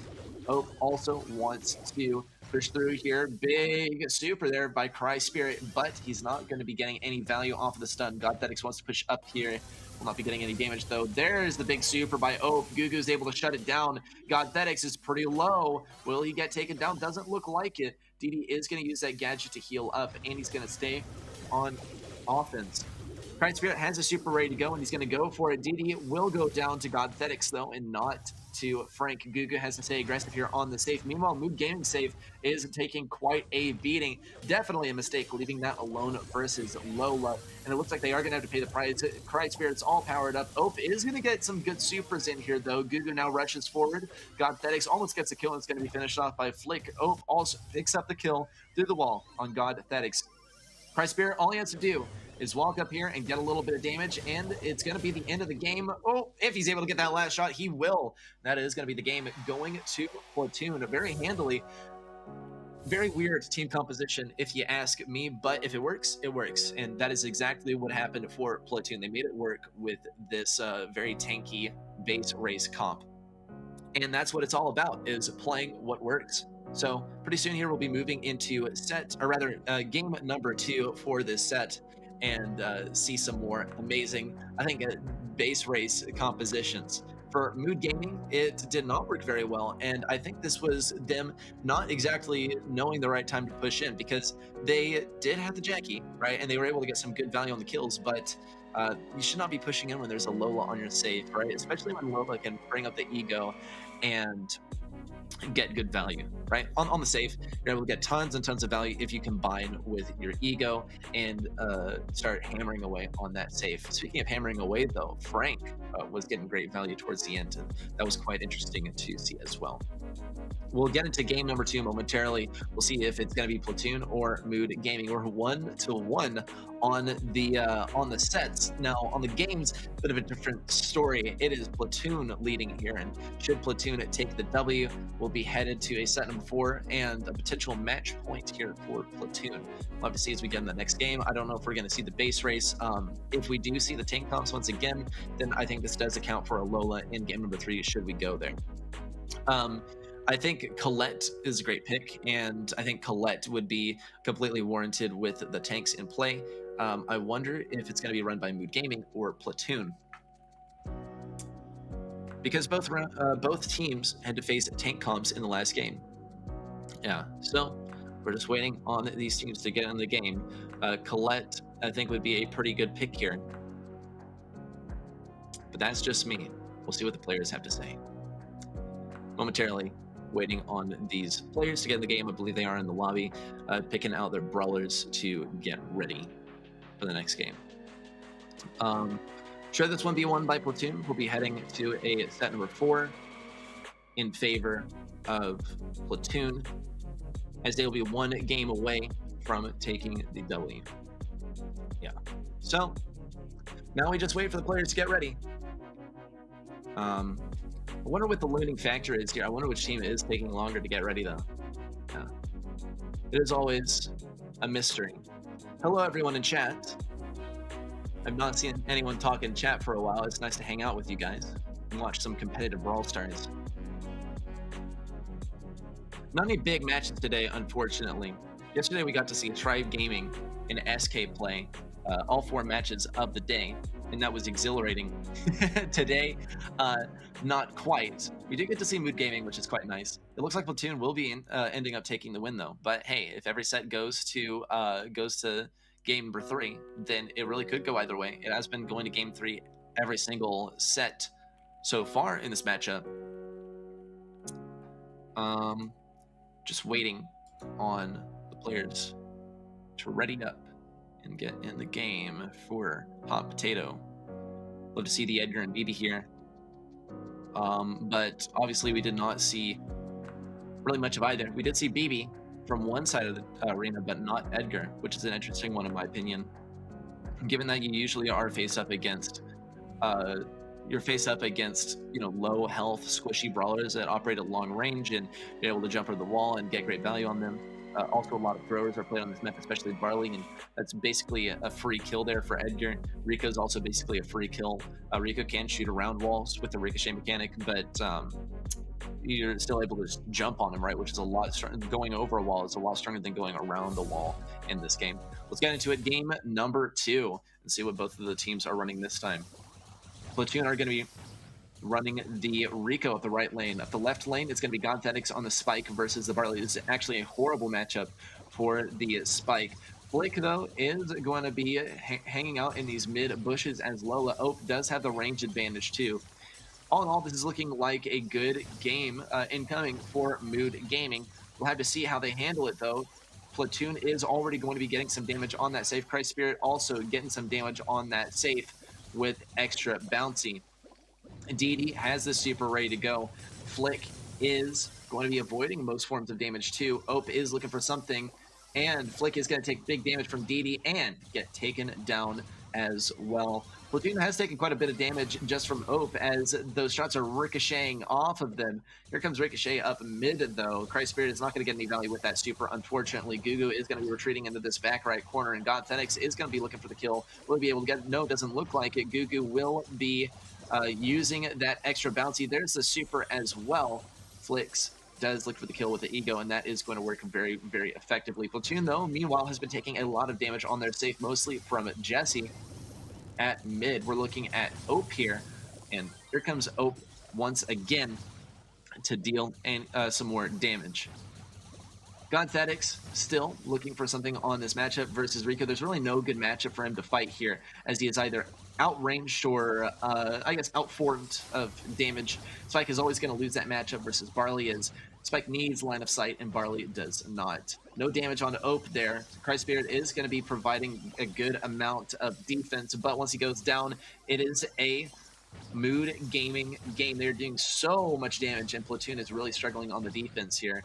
Ope is going to be looking for that damage with the super, though. It's not going to quite happen. Flick and Christ Spirit now need to push up around mid and the left side. This is not a good matchup for Platoon. They are getting out-comped here, and that is the unfortunate circumstance that they find themselves in. And here's a final bit of damage. There's almost no way that they can come back from this. They're not even going to try either. That is going to be Mood Gaming taking this one, and we will once again be 1-1 in a set.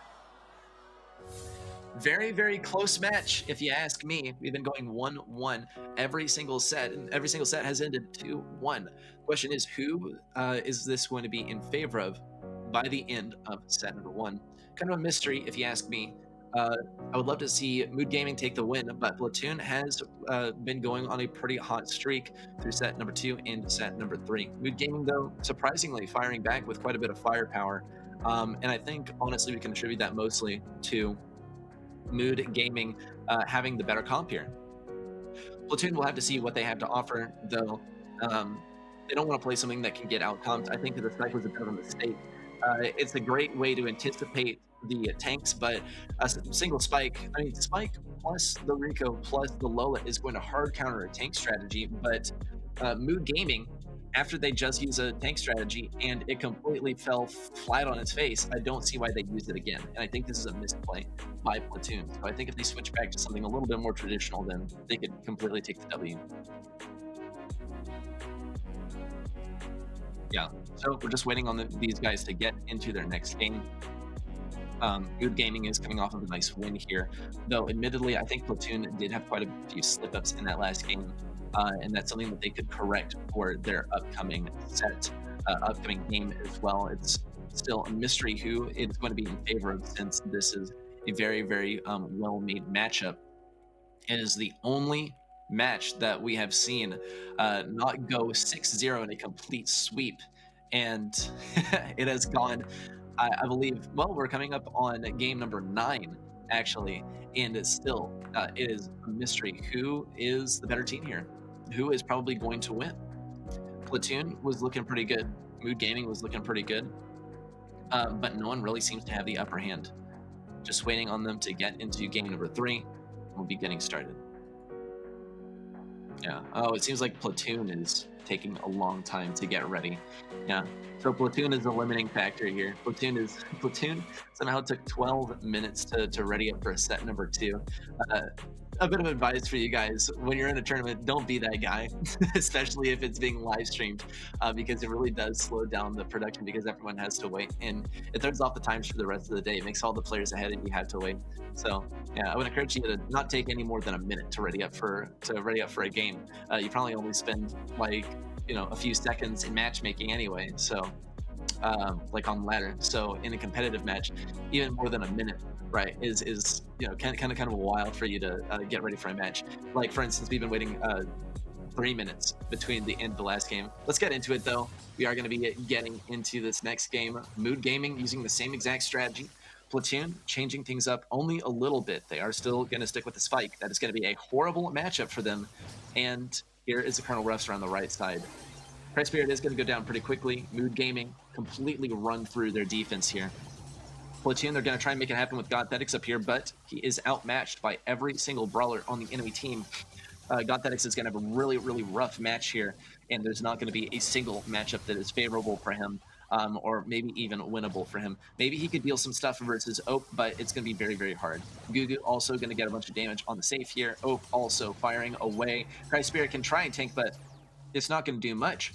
Those shots are just going to bounce off of him and onto the safe. Mood Gaming has not taken a single bit of damage here so far. Platoon still trying to defend here. DD has a super. Christ Spirit is being occupied by Gugu. There is the super. DD gets 1, 2, 3 shots off on the safe, and it is looking grim for Platoon. Mood Gaming continues to fire away, though DD is taking significant damage. Christ Spirit is able to get this kill off, and Oak looks for some reflected damage off of Flick, but it's not going to happen. Flick was a little bit too far away from that high safe. Christ Spirit still trying to keep up the defense, but he's not able to, not all by himself. Flick, though, will be going for the YOLO here, but it is going to be at the cost of defending his safe. Gugu looks for the last bit of damage, 270 left, and 1 shot is all it's going to take. That is going to be Mood Gaming taking set number 3 and sending us into set number 4. Should they get the win in set number 4, then we'll be headed to a match point for Mood Gaming. Did kind of anticipate they would win to begin with. In the end, though, it does seem like Mood Gaming is going to be taking the lead. We got a lot of highlights from set number 3, and we'll be visiting those shortly to see what exactly went wrong for Platoon and what went well for Mood Gaming. If you ask me, I think Mood Gaming made the comp adaptation when they needed to, and Platoon, after game number 2, the weakest link was very, very clear, and they didn't get rid of it. They stuck with the spike, and that was a pretty poor decision, and it did not work out very well for them. They did go for the wall break, and that could have helped them out a little bit, but they didn't get enough wall break is the problem. And Colonel Ruffs isn't necessarily a wall breaker. He's not going to be able to solve all of your problems. Here we saw game number 2, and Mood Gaming was doing so well. Game number 3, once again, Godthetics really trying on the spike, but it's not a Godthetics problem. It's a spike problem. Spike versus Barley versus Rico is always going to lose. It could happen versus Jesse, but Spike is still outranged by Jesse. And yeah, we can see Platoon really lacking on the kill front versus Mood Gaming. Lots more safe damage dealt by Mood Gaming and a significant amount more damage done to brawlers by Mood Gaming. In my opinion, guys, it's still the spike. It is absolutely the spike for me that needed to go, and it didn't go away, and that is what held Platoon back. So I think perhaps a bit more intuition in identifying the weakest link when deciding compositions later on could be the game changer for Platoon. We'll be heading into set number 4 momentarily, and we'll be checking out the map as well to see how this is going to play out.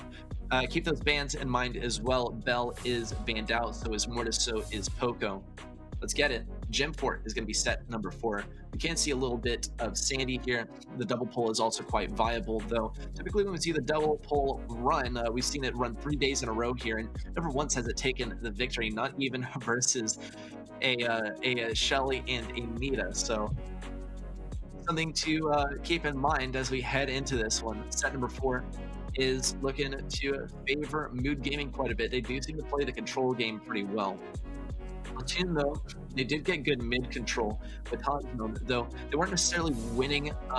They were not winning the, not getting killed game. They were winning the objective game, the stand on the objective and stay there game. So I think Platoon does a really good job of that. They establish a lot of permanence on the point.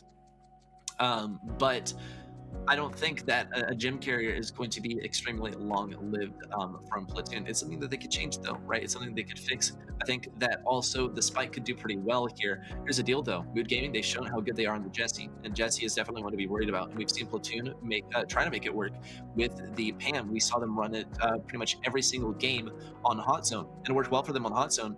I don't think it's going to work well for them on Gym Fort. Mood Gaming, they have a good Jessie. Jessie counters out Pam pretty hard, so they need to make that intuitive decision there, and that is, I think, what we've seen a little bit lacking from Platoon, is that the Spike is really holding them back, and they decide to stick with the Spike, and for that reason, I feel like Platoon is going to play the Pam into the Jessie.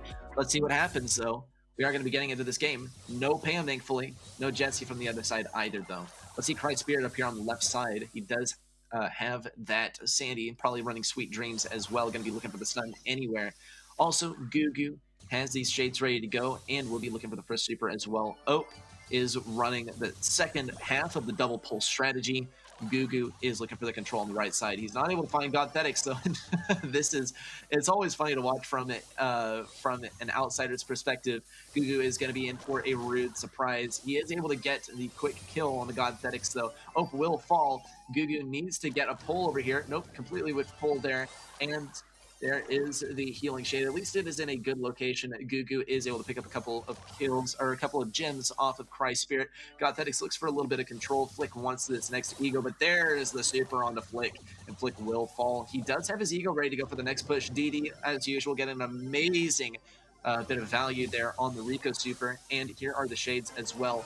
And that is going to be the countdown going to Mood Gaming. Let's see what they're able to do. Flick has this ego up. He needs to get some damage, but there are the shades to block everything out. Oh, it does get the pull, and that is going to be very difficult to deal with at close range. Thatix is not able to do anything at close range, and that is going to be Mood Gaming bring themselves on to match point. We are heading to match point. Mood Gaming is looking strong. It would definitely break the trend that we've seen throughout this match here if they do not concede a game in the next game. We have seen every single set so far go to 1. Let's see though, and I believe we have some chatter, right, about which group is going to be the most competitive. Hello, Jaden Wong. It's good to see you. Yes, it is me. Yes, it is Ready Set. Let's get it though. We have to check out F Group. That will be coming up next week. F Group is EXO Free Agents, Activium, Final Stand Esports, and Golden Age. Interesting, yeah. We do see the combination of EXO, Activium, and Final Stand. I think that does make them the most competitive group. If you ask me though, I would have said earlier on that the most competitive group was in fact Group C, right? Because we did see SK and Tribe Gaming going up against each other in the first round. I don't know. I mean, I think Sky Blue did a pretty good job, but Sky Blue is now going to have to go through SK Gaming, and that's just going to be a really, really difficult task. And something also tells me, though, that SK Gaming is not going to be preparing a whole lot for that match. They're not really concerned about Sky Blue as an opponent. So, right, I don't anticipate that they will be preparing for it, and as a result, maybe Sky Blue can get some kind of advantage in that respect. With that, we are heading on to game number 2. We'll see what happens. Mood Gaming is 1 game short of taking the victory here. Let's get into it. Mood Gaming will be running the Tara, Rico, and Byron from Platoon. It's the same strat, except they have exchanged in a Gene instead of the Imps. Christ Spirit's going to be rushing around the right side here. DD does find him, but there's a stun on the DD. Christ Spirit is going to go down anyway, though. That is actually quite shocking. DD says, it's okay, Ope, I don't need your healing. I'll heal myself up with Bouncy Castle and push up on the right side. Christ Spirit is going to be playing kind of tricky, though. He knows DD is over here on the right lane. There's a big super, though, by DD. He's great at getting those bits of value. Christ Spirit, though, is able to help take down Gugu, and now Gugu is going to have to come back to the fight. He does know where everyone is, fortunately for him. DD is going to take a bunch of damage here. Christ Spirit will be getting the kill over here in this matchup and does win the side lane matchup. Godthetics also picking up a lot of damage. There's a big super there by Ope, but he's going to get pulled. Flix does need to take up a bunch of damage. Godthetics is barely going to be able to get away with 9 gems. And Platoon is looking very strong here. Christ Spirit needs to be held back. We'll see how Mood Gaming tries to accomplish that. Godthetics is going to be extremely risky and go around the right side all by himself. Gugu is going to get these shades off and still succeed on this right lane. He's going to get the healing up, and Godthetics is all alone versus Gugu. Flick does have the super ready to go. If he's able to hit the blind super, does take quite a bit of damage from Ope as well. Godthetics could take a bunch of damage. Gugu needs to get the super. That is going to be the win condition. There's a blind pull, and very lucky one too by Flick, and the stun onto Ope. But Christ Spirit does fall in the process. Godthetics still pushing up on the right side. Platoon, they have this advantage in terms of gems, but they're just not able to strong arm it into a victory. Ooh, almost a max range pull there by Flick, and that is going to hurt a lot. DD keeps on applying the pressure on the left side. Gugu has the super. What is he going to do? Now that Christ Spirit is down, Godthetics could be gone solo, and no way. That aggression is going to be the death of him. Flick will almost fall as well. He does have to get these gems, and there's a long-range kill by Ope. Though, this could be brought back. If Platoon are able to pick up all the gems, then they could do it, but nope. The defense from DD is too strong, and that is going to be Mood Gaming taking the win in the end. GG for that. Congratulations to Mood Gaming on their victory, and unfortunate there for Platoon. They will be heading it down to the elimination round to face off versus ZXC team. Let's hope they have a good match down the elimination bracket. If they don't, then it is off to the pits. They are getting eliminated, and they will no longer have a chance to head on to the international finals. Let's get a recap of the last set here and see exactly what Mood Gaming that was so dominant. If you ask me, it was the pulls for me. DD also did a great job of flanking the entire time. He never switched off of that Rico, and there's no reason for him to. I think also that Platoon, they were carrying 9 gems. They just needed a single gem in order to get the victory. And I think that with Flick having that super, he definitely could have afforded to push up more. But instead, they went for individual lanes, and that was the death of them. We even saw Mood Gaming doubling up on the mid lane, and I think that was the game winner for them. Platoon getting a lot less kills, getting a lot less gems, getting a lot less damage, not even half the damage of Mood Gaming, and it is evident who is the stronger team in this matchup in the end, even though Platoon did manage to take Hot Zone off of them in a 2-1. Great stuff by Mood Gaming. A great matchup here. It was closer than we may have expected, but Mood Gaming, with this victory, they will be heading off to the winners bracket. They'll be facing off versus Blows Gaming. Whoever wins that matchup will be going on to the international finals, winning $400 in the process. Best of luck. Here are the results from the set, though. We did go over these. We're going to be getting some overall match stats as well. You could tell Mood Gaming really did dominate this match. We could see the brawlers that they played as well. that were pretty dominant as well. Platoon, they stuck a lot with the spike, and the spike just didn't work for them. The Pam did tend to work, and the Lola play was usually pretty good. I would say in the final game, though, Lola was a little bit too aggressive and went solo on the right lane with 9 gems, and that is just never a situation you want to find yourself in. Food Gaming, they played it well with the Rico. I would say that's probably their best brawler, and I'm looking forward to seeing more of that going forward. That does it, though, for our second match of the day. Platoon will be heading down to the elimination round. We'll be seeing them next. Mood Gaming, we will wait for them in the winners match, the last one of the day. We're going to take a short break, and I can tell you that the players and you guys most certainly need a break after such a long and arduous match. So we will see you guys in just a couple of minutes after a short break.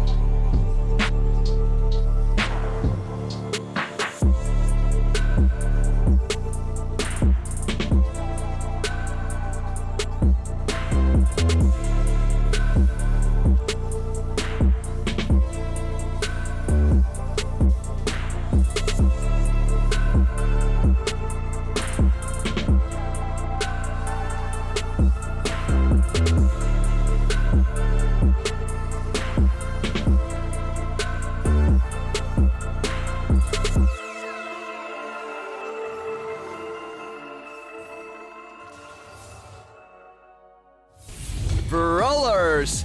The showdown will make history! Best teams from Russia, Ukraine, Poland, France and Turkey. Winners of the Open qualifiers and top 8 invited teams will meet in a final battle for the champion title and a bounty of $10,000. Join the stream on December the 7th.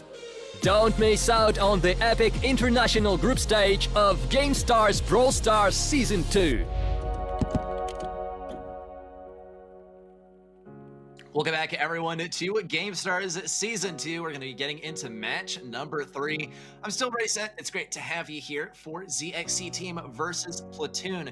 We watched both of these teams play earlier in the first and second matches of the day, and now we're going to be moving into match number 3, the elimination match. Whoever loses here will be locked out of playing the rest of GameStars. They're going to get knocked out. Whoever wins, though, will be heading onto the decider match. That's going to be played against the winner of the winner's bracket, or rather the loser of the winner's bracket today, and the decider match will be played on December 18th. Lots of upsets and lots of victories will be had that day. Here are the standings so far. Blows Gaming, they took the first win of the day and sent ZXC Team down to the elimination round. For Platoon versus Mood Gaming, it was Mood Gaming to take the victory, and they'll be facing off against Blows Gaming in the winner's match of today. The elimination round, though, is still going to be a ZXC Team versus Platoon. Whoever wins it goes on to the decider. Whoever loses the winner's match goes down to the decider as well. Once again, that's going to be on December 18th, and I highly encourage you guys to come around for that match. It's going to be a great one. Here's their schedule for the remainder of the day. We're going to be getting started with this match right here, right now.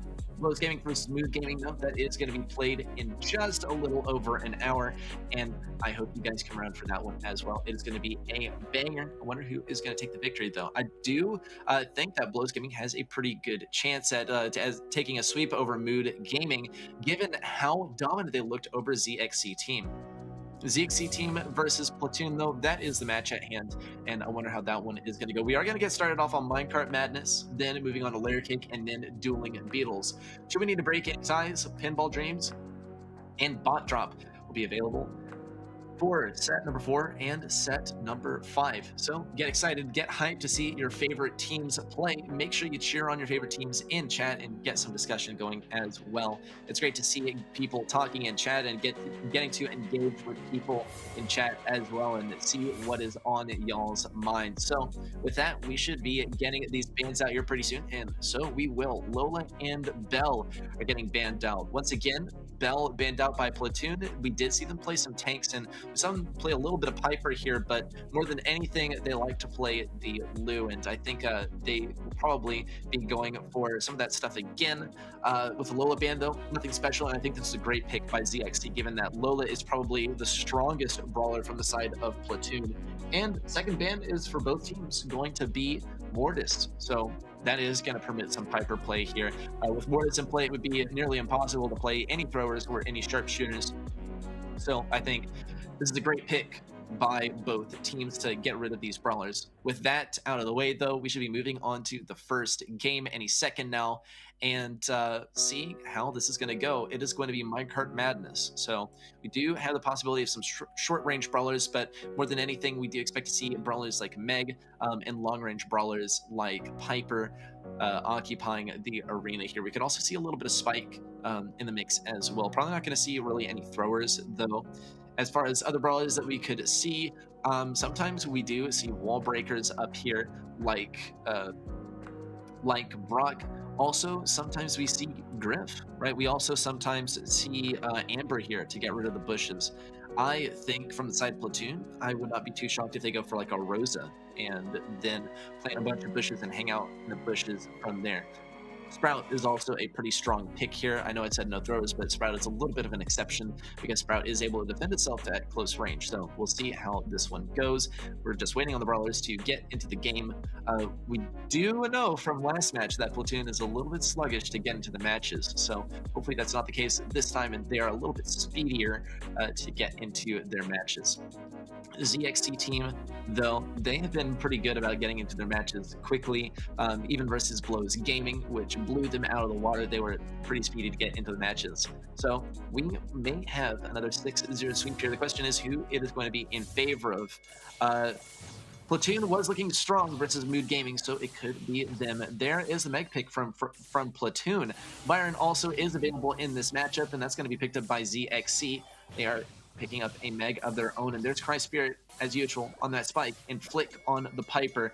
Great dominating play by Platoon so far. And they are going to have to play around this minecart here, but it's not going to be too much of a disadvantage. Dane HQ will be getting a shot, but that is all.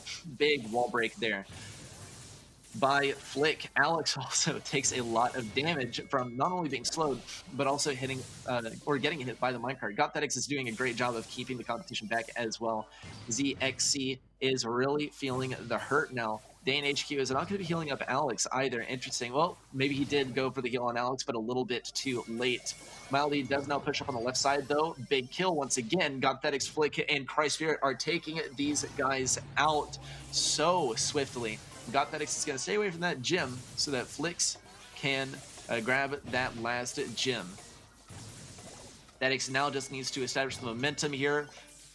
Platoon, there's no way that they can lose at this point. And honestly, this first game is so dominant, I don't see how they lose any games at all in this match. Huge domination here from Platoon to start things off.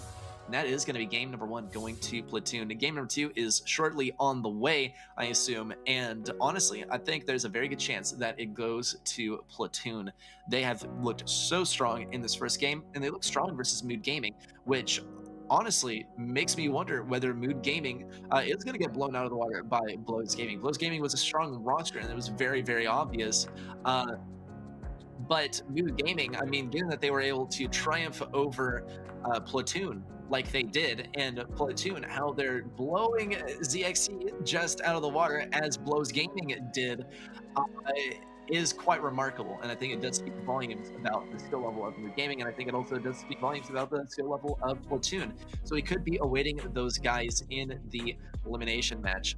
If that happens, or rather, we are in the elimination match. We could be awaiting them in the decider match later down the line.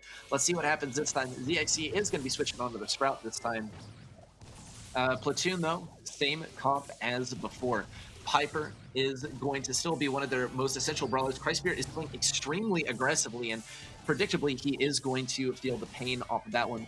That was so much aggression and so little to win from there. Let's see, though. ZXC still is looking to pick up another gem here. Alex is forced to retreat. Dane HQ has to retreat as well. And that is going to provide P2N some opportunities to push up. I'm still not over how amazing an acronym P2N is. It is Platoon. It's amazing. Gothetix is going head-to-head with Alex, and he is going to be able to get this victory. There's a swipe and the kill there. Dane HQ was so close to going down there as well. Flick, that homemade recipe did not pay off for him. Cry Spirit and Mildy, though, on the right lane, are still going head-to-head. Cry Spirit will throw down that life lane, but it does go down shortly after. Mildy also goes down. Platoon just has 3 more gems to pick up, and Alex is about to lose his mech if he's not careful. Gothetix does have the range. He has the mech too, does pop the gadget too, and he will be staying alive for quite a while now. Flick will get to pick up 2 gems. Dane HQ is going to take a lot of damage. Gothetix picks up a kill. Cry Spirit also picks up a kill. Gothetix just needs to hang on to these gems, or Cry Spirit, or either of them. Alex taking a lot of damage, and it looks like Platoon, they are not even concerned. We're going to see if Flex pick up that last gem. He's holding 10 gems now, and there's no way for him to go down. He's too far away from ZXC, no matter how effectively they can push up at this point. And there is the super right at the end by Flick. A little bit of showmanship there at the end, and certainly well earned. That is going to be the victory there for Platoon. And set number 1 already finished. A very swift one as well. That was only 7 minutes, which is remarkably fast for a set. That's going to finish up set number 1. We are going to get some highlights too of set number 1 to see what exactly worked for Platoon and what could have been done better by ZXC.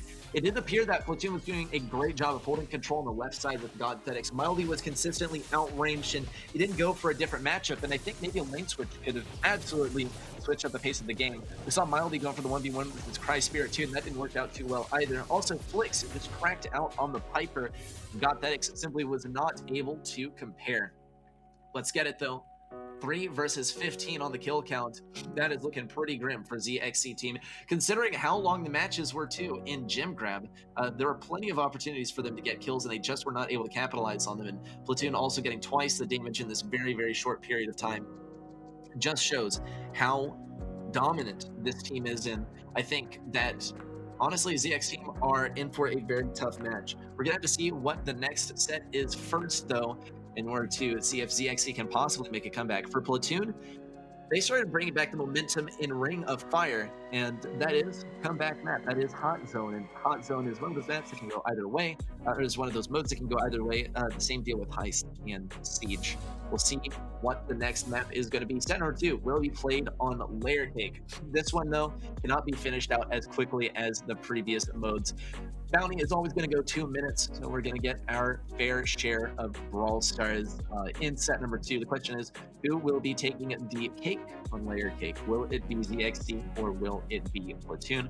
Well, we're going to have to wait for the players to get in game to find out. Of course, keeping in mind the bans, Bell is banned out. We also saw the Mortis ban, which is really big. Also, Sprout was played in the last game by ZXC, and I think we could totally expect to see Sprout once again. So this begs a question: what is going to be played by Platoon? Well, we even saw in Heist that they like to play the tank comp, and they can do it pretty well. We saw a full tank comp, actually. It was Rosa, Frank, and Jackie. Now, it didn't work for them in game number 1 of Heist when they played it versus Mood Gaming, but it could work on Bounty. I think if they bring the appropriate brawlers, if they bring Buzz, if they bring Max, and if they once again bring the Byron or something, then they totally could. Maybe not doubling down on the support role, though.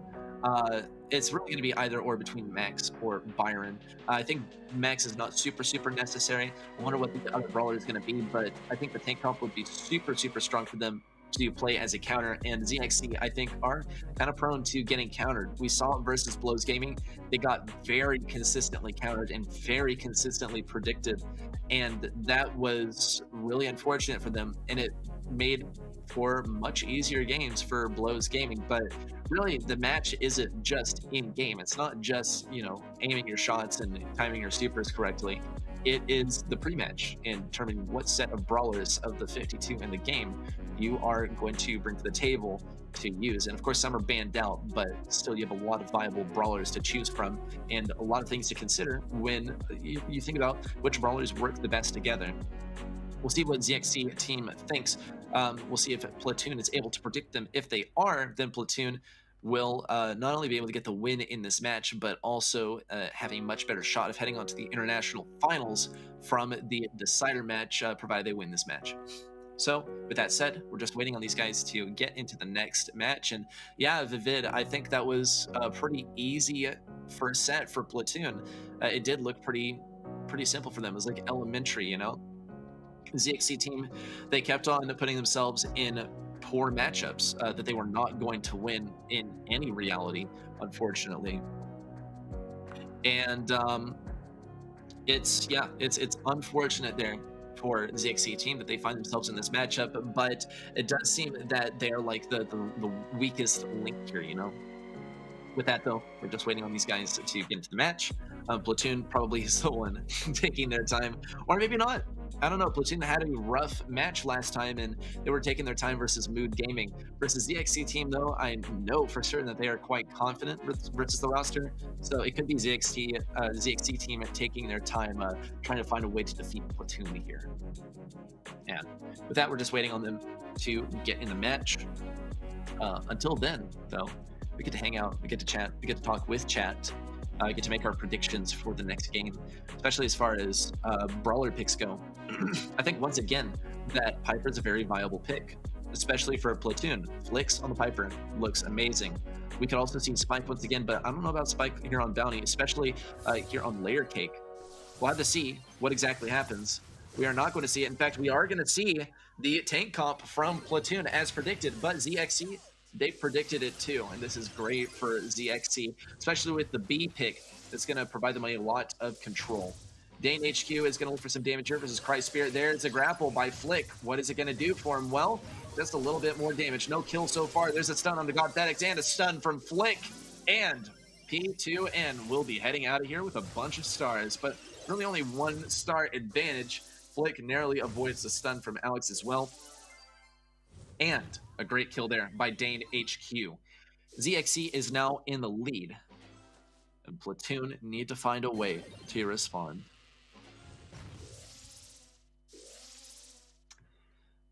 Platoon still playing chicken here. I wonder if they're just waiting for the match to end here. They know that versus Dane HQ it's going to be very tough. He's great on the B, and B is a strong counter to their strategy. Big damage as well on a Poco. Platoon still not pushing forward. ZXC not pushing forward. Very, very stale matey match here. No one wants to make the first move. Platoon is down by 1 star. Not much to be said here. No one's doing anything.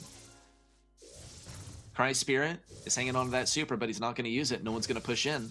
Dane HQ won't push in either. He should be winning this match. It's a mystery who's going to push in right at the end. It's going to have to be Platoon. They need this win. 20-second mark is going to hit. There's the grapple. It is going to hit Alex. Dane HQ is not going to be able to get the kill, though. Alex is going to go down, but so does Flick. And Gothetix goes down as well. ZXC will be winning this one in the end.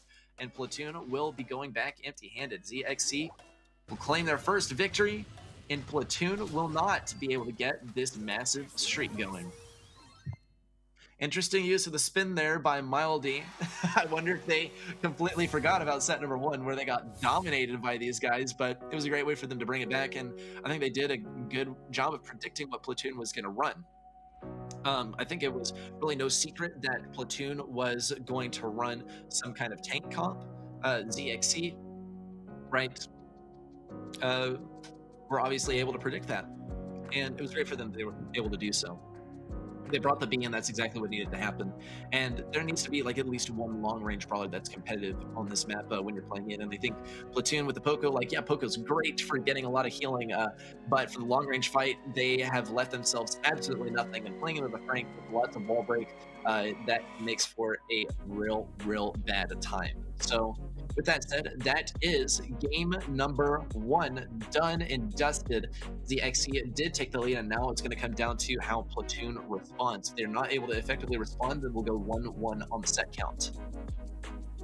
It's interesting today how Platoon has managed to break the mold and has managed to give us some 1-1 sets here, give us some more even matches. They're the first team to do so in 9 matches in a row, or 2 days in a row in the beginning of today. We'll see if they're able to continue the trend, or if they're able to wrest this back and learn from their mistakes on picks versus ZXC team. Yeah, it did look pretty easy for Platoon in set number 1. Set number 2, much different story. We're just waiting on these players to get into the next game, and then we'll see what they have planned. Yeah, Platoon is taking a little while.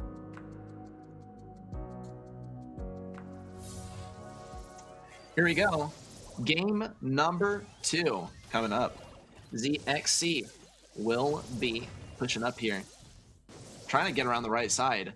They're taking a lot of damage, though. Platoon is doing a great job of holding their own. Mildy has this super ready to go, though. Who will he use it on to get the stun? Well, he's on such low health, it would not be a great decision to push in at the moment. ZXC is holding on to the lead at the moment. Here's a speed from Alex. Not going to be able to make full use of it. Mildy also trying to get around the left side. Alex also has this huge pool of health to work with. We'll see what he's able to do with it. Dane HQ also very low on health. Mildy will get taken down by Flick. Now Platoon is firing back. 8 stars to their name. Cry Spirit has this super ready to go, and there's the kill on to Mildy. Platoon looking strong here. They still have 50 seconds left to work on this. This is the same comp, by the way, from ZXC, which is, I think, not really a great idea, considering how dominant they were over Platoon with this counter comp. There's no reason for Platoon to play into it again, and they have not played into it at all.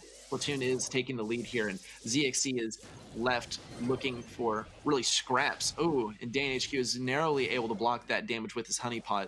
He does still have a killer bee ready to go here. Alex 26 isn't able to. Alex is not able to get damage there with the super. Big push in from Mildy, and ZXC is able to take back this lead. Platoon tries to do something. Flick could get a kill. He has the homemade recipe. It is able to get Dane to HQ, and Platoon's able to bring it back just in the last couple seconds. Big pushback from Cry Spirit, and what a clutch there by Flick right at the end to get that homemade recipe onto its mark and take this game back. That is going to be game number 2 out of the way. Platoon will be tying things up here in set number 2.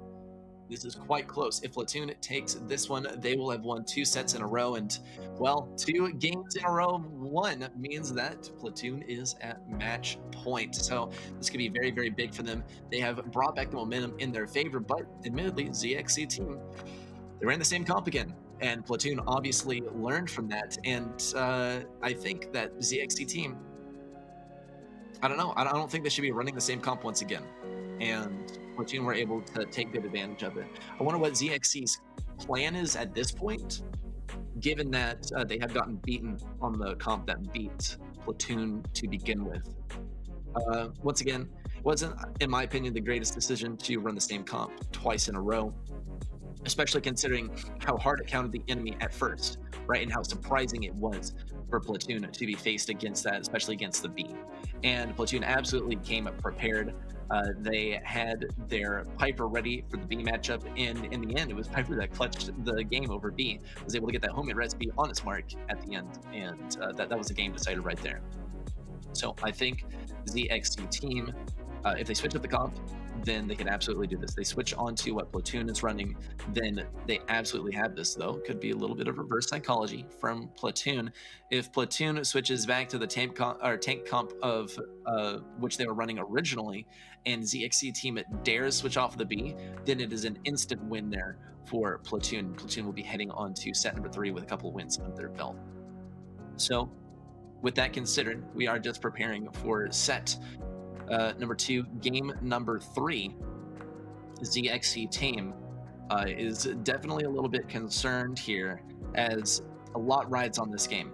They were able to start off the set strong with a win, but after taking a single loss to Platoon, now we're looking at a potential match point in the next set if this game is not won.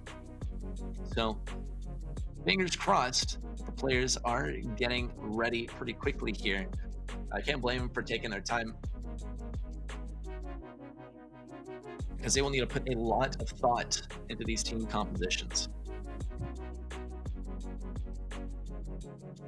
And now we wait for them to get into the game, and that is all. Platoon is the limiting factor here. In chat, anyone, I would highly encourage you guys to talk in chat. I love hanging out with you guys in chat and talking, putting forth your predictions about who is going to take the win overall today. We are just in match number 3. Match number 4 is on the way. We are just waiting for the players to get ready, of course, so we have a lot of time to kill here. So now we wait for these guys to get in game. Anyone in chat? Hello, anyone? Anyone watching? Anyone enjoying the stream so far? I've thoroughly enjoyed GameStars so far. We have seen some pretty dominant games, and we've seen some crazy ones as well, especially yesterday. Try giving EU taking the win over SK. I'm still not over it. I'm still really shocked. I thought that maybe SK having a tough time versus Try giving NA was a one-time thing at Worlds, but no, not the case at all. SK seems to be having some inner turmoil at the moment, and I've seen this happen to some of the best teams in NA as well. To IX, it happened. There were like conflicts between the teammates and the team and within the org, and that caused IX to drop out of the second qualifying spot for Worlds into Oblivion. It was unfortunate. Let's get into a game number 3 in set number 2, and ZXC once again running the exact same thing. P2N, how do they respond? Well, same exact thing as well. This is the best scenario for them. P2N, they are going to get that kill there. ZXC are going to concede yet another kill to Platoon. Great kill there by Alex, actually, and ZXC will be able to take back the lead here. Flick is taking a lot of damage, and Alex has the damage advantage. Ooh, and a team kill here for Alex. Big stuff. He is going to get taken down in response, though. Platoon will be picking up the kill in response, though. Mildy has to get away. A weird use of a super, though. He didn't really need to. Alex still waiting for a target here. He is waiting for someone to get in range with him. That's fine because, well, Platoon, they're just going to push up around the left side and then pinch him from there. Alex is still waiting with his super, but it's not going to get him anything. Dane HQ looks for a lot of damage. Flick is trying to bait out Alex here, and he's just going to go for the super anyway. Gets a bunch of damage on Alex as well. There's only one obstacle for ZXC to use at this point, and Platoon is only down by 1 star. If they get 1 kill here, then that is pretty much GG. Alex has to sit in this spot, though. Alex is taking so much damage, it could even be a kill. And there's another wall break for Piper. Flick is getting so much damage. Dane HQ is basically done for here. Gothetix has to play this carefully. He's not able to get the kill. Mildy is on such low health that Dane HQ keeps on getting chipped down. Alex sitting on very, very low health. Flicks wants the kill. He is going to use the super to get rid of that last little bush, and that is going to be all. Platoon, they have to hold their own here. If they back up too quickly, then they will concede this one. So if they're able to keep mid-control, they have the win. Alex has the super. He is going to get pushed back by the tick super. Mildy picks up the kill. Gothetix picks up one in response. 3 seconds left. Alex has to get the super off. He's not able to get the stun, and that is the game. And the set going to Platoon. Congrats. They have gotten 2 sets in a row, and they brought back the momentum after a single loss to ZXC. That is going to take us into set number 3, though. Before we head on, we are going to get some replays of set number 2, and we're going to get a stat comparison as well. So we'll get that in just a moment. But overall, I think these were really good decisions by Platoon, and I think really poor decisions by ZXC in game number 2 and 3. Let's get a replay. It looked so good for ZXC to start things off because they had the counter. They had B. And look how dominant it was at first. It just was not even close at a right. Platoon even resorted to playing super defensively and waiting for the clock to run down and trying to get something in the last 20 seconds. Did not work at all. Game number 2, though, now Platoon knows their tricks. Platoon switched up the comp, and despite it getting close right at the end, Platoon fired back with a clutch homemade recipe at the end. And game number 3 could not have been more in favor of Platoon. There were times when ZXC really did fire back, but Platoon just had every preparation done beforehand. The mistake, in my opinion, was ZXC team running the same composition 3 times in a row. That's not a great decision in my opinion, though. Here's a comparison between the stars, and you can see how close these games were. Platoon actually got less stars than ZXC team overall, but this is because ZXC team had a very dominating victory in game number 1, and then things evened out for game number 2 and 3. For the kills front, still pretty even, but for the damage, you can tell it is a Platoon game through and through, and this is what happens when you run a tank comp 3 times in a row. You are going to give a lot of damage to the enemy team. And welcome Abderrahim, and welcome Devyansh. How are you guys? It's great to have people in the chat interacting and talking as we are about to get through with match number 3. I think Platoon has been very strong, and I think they could take set number 3. We'll have to get a look at set number 3. It's going to be on Dueling Beetles, and well, historically, Hot Zone has been the map where we turn things around. We'll see if it happens for set number 3, Dueling Beetles. Yeah, I like this map a lot. You have these bushes to work with, one on each side. Very large bush. It's also one that can be broken open by you or your enemy. Typically, it's a better idea to break open your enemy's bush, but if you break open your own, it prevents your enemy from using it. And if you're running a long-range comp, then that is super, super useful. What's up, Vivid and Abderrahim? It's great to see you once again. Devyansh, how are you? How many matches did you miss? Well, you missed 1. Yeah, because these matches have been going quite slowly, actually. If you mean matches, if you mean games, you missed a lot of games, though. That is most certain. Yeah, match number 2 went pretty slowly. There were quite a few games in that one to top it off. I think it was probably, I'm not even sure, probably an hour and 20 minutes just for a single match. That usually goes 40 minutes. So you're looking at almost, oh yeah, more than double the time that a match would usually go. Let's get it though. ZXC is going to be picking up Sandy, Leon, and Stu. From the side of P2N though, it's going to be Meg, Pam, and Stu. Those are your brawlers from both teams for this match. Let's see who is able to get the victory. For P2N, it looks way more dominant. They have the Pam, they have the speed zone with Stu, and they have Meg to pop open that Meg whenever she pleases. And there's a team kill by Platoon. It could not be more dominant for them to start things off, and they're well on their way to a match point. Mildy could be getting some damage here. We'll see what exactly happens. There's a little bit more damage on Godfetics. Dane HQ will be popping that lollipop drop. Not a great location to pop the lollipop drop by any means. Here he does circle around, though he will be taking damage from Mama Squeeze if he decides to venture into that super there from Pam. Godfetics does manage to get a swipe, but Mildy is able to get the last bit of damage. Christ Spirit has to get the kill in order for Flick to get his next super up, and he will help out with that as well. Flick still looks for the next super. Dane HQ pops the invis. He's going to take a lot of damage. He's healing it all up, but he's still just feeding damage to the enemy team. And there is the turret from Flick, and the Mama Squeeze will help take down Mildy, and then Alex, and then Dane HQ. That's a team kill.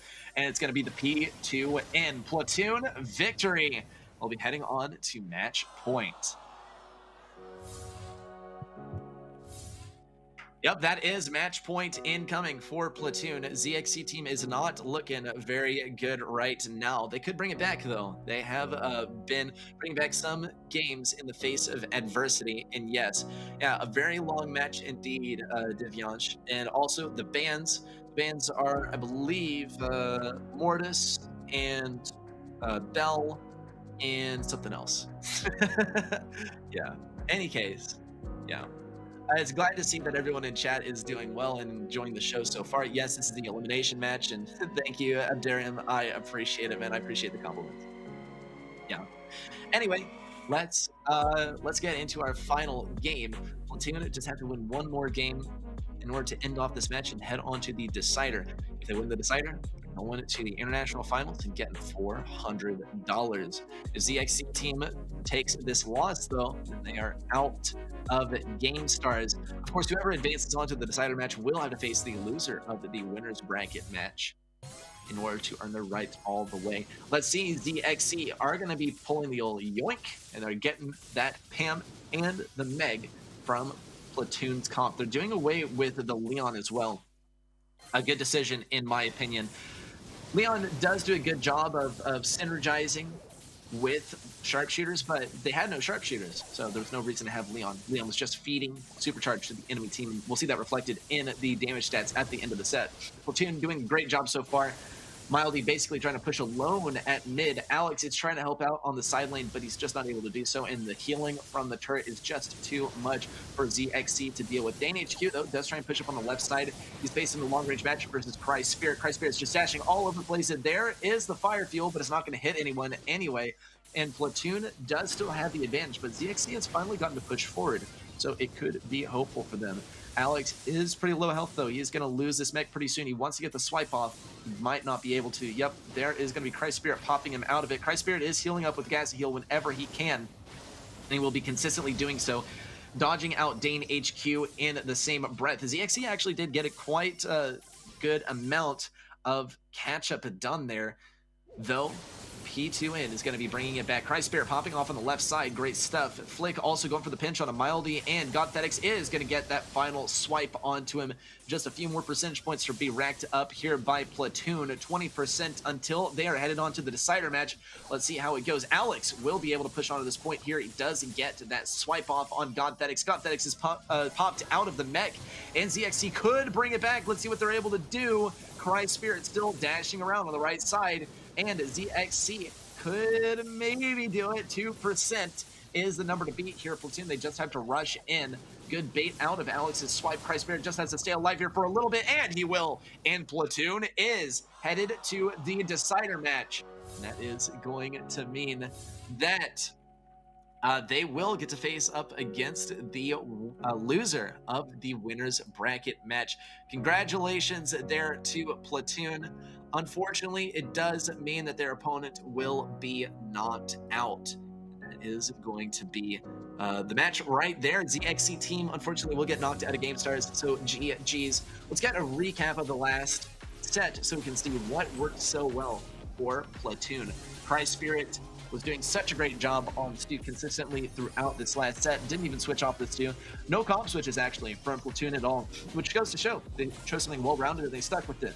ZXD, they showed something that countered the enemy team well and stuck with it. And that did not work well for them in Bounty. This time though, they did make some efforts to change up the comp. It just didn't work. I don't think they were working so much as a team. The pressure was absolutely building against them, and they were most certainly feeling it here in the last game more than anything. They did do a pretty good job of bringing it back versus Platoon. They almost brought it to 80% to 100, a pretty close gap and pretty close to victory, but here's a stat comparison, and you can see Platoon got so much damage, but honestly, ZXC team got a lot of damage too. Both teams were running comps that healed up a lot. We're looking at Meg, we're looking at Pam, we're looking at Leon from the side of ZXC, and all of those are going to feed lots and lots of damage to the enemy team. But Platoon has succeeded in getting the kills when it mattered, and that is what it's all about. That plus getting more percentage points on the hot zone, and in the end, that is, well, the objective of the mode. ZXC team, they did show some good signs of life in the last game, but it was too little too late, and that is going to mean that Platoon is heading on to the decider match. ZXC is knocked out. Here are the stats from the match overall, and you can see that Platoon did have the domination over ZXC in this match. 50 to 26 kills says it all if you ask me. The damage though was pretty high too. ZXC team was lacking on that front. Platoon, they did a lot more damage than they did versus Mood Gaming, and they might even get the chance to face off versus Mood Gaming, provided that Blows Gaming takes the win in the final. That is going to do it for match number 3. That's all that we have for you for match number 3. We're going to be headed into match number 4 shortly. It's going to be Blows Gaming versus Mood Gaming, our final match of the day, and whoever wins that one goes on to the international finals, the round of 16. Wins $400. We're going to take a short break. I hope you get up, stretch, get some water, and take a short break as well with me. We'll see you back in just a few minutes.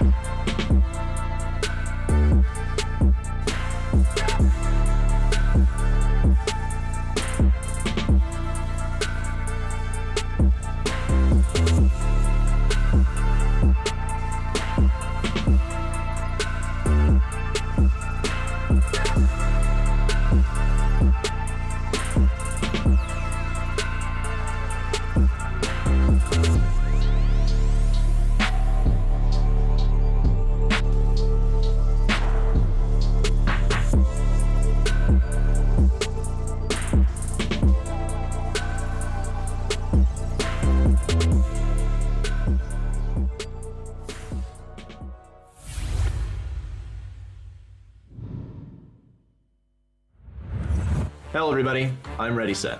In this section, I'm going to walk you through the peculiarities of Brawl Stars. So, let's see what I got for you. In this episode, we're going to be going over some tips and tricks for BB. BB is an epic brawler that attacks by swinging her bat. The first swing of her bat has a rechargeable stun and knockback mechanic that pushes away enemies and keeps them from moving. Her super is a bubble of bubblegum that bounces around the map and injures anyone it hits. BB is great for high speed, high health team compositions. Use her with a healer to reach her full potential. Now, let's talk about some tips that can help you be a better BB player. Hanging on to BB's knockback is especially helpful if you have either the star powers that give you speed or a shield for having the knockback. Her super is also great for finishing off enemies at long range or short range if you just need another attack. There's a special technique you can use with BB to get 2 hits with her bubble. With your knockback shot, hit an enemy at close range, then immediately use your super. Don't use it too soon or you could actually cancel your normal attack and just use your super. If you do this right, you should not only get 1 shot with your main attack, but also 2 shots with your bubble. One downside to BB is that she does take some time to get that swing out, so be careful. You don't want to get bursted down by an enemy. So go give BB a try. If you follow these tips, you should be getting team wipes in no time. That's all for today. I believe my tips and tricks will help you improve your performance. Brawlers, join our stream and see how real professionals get it done.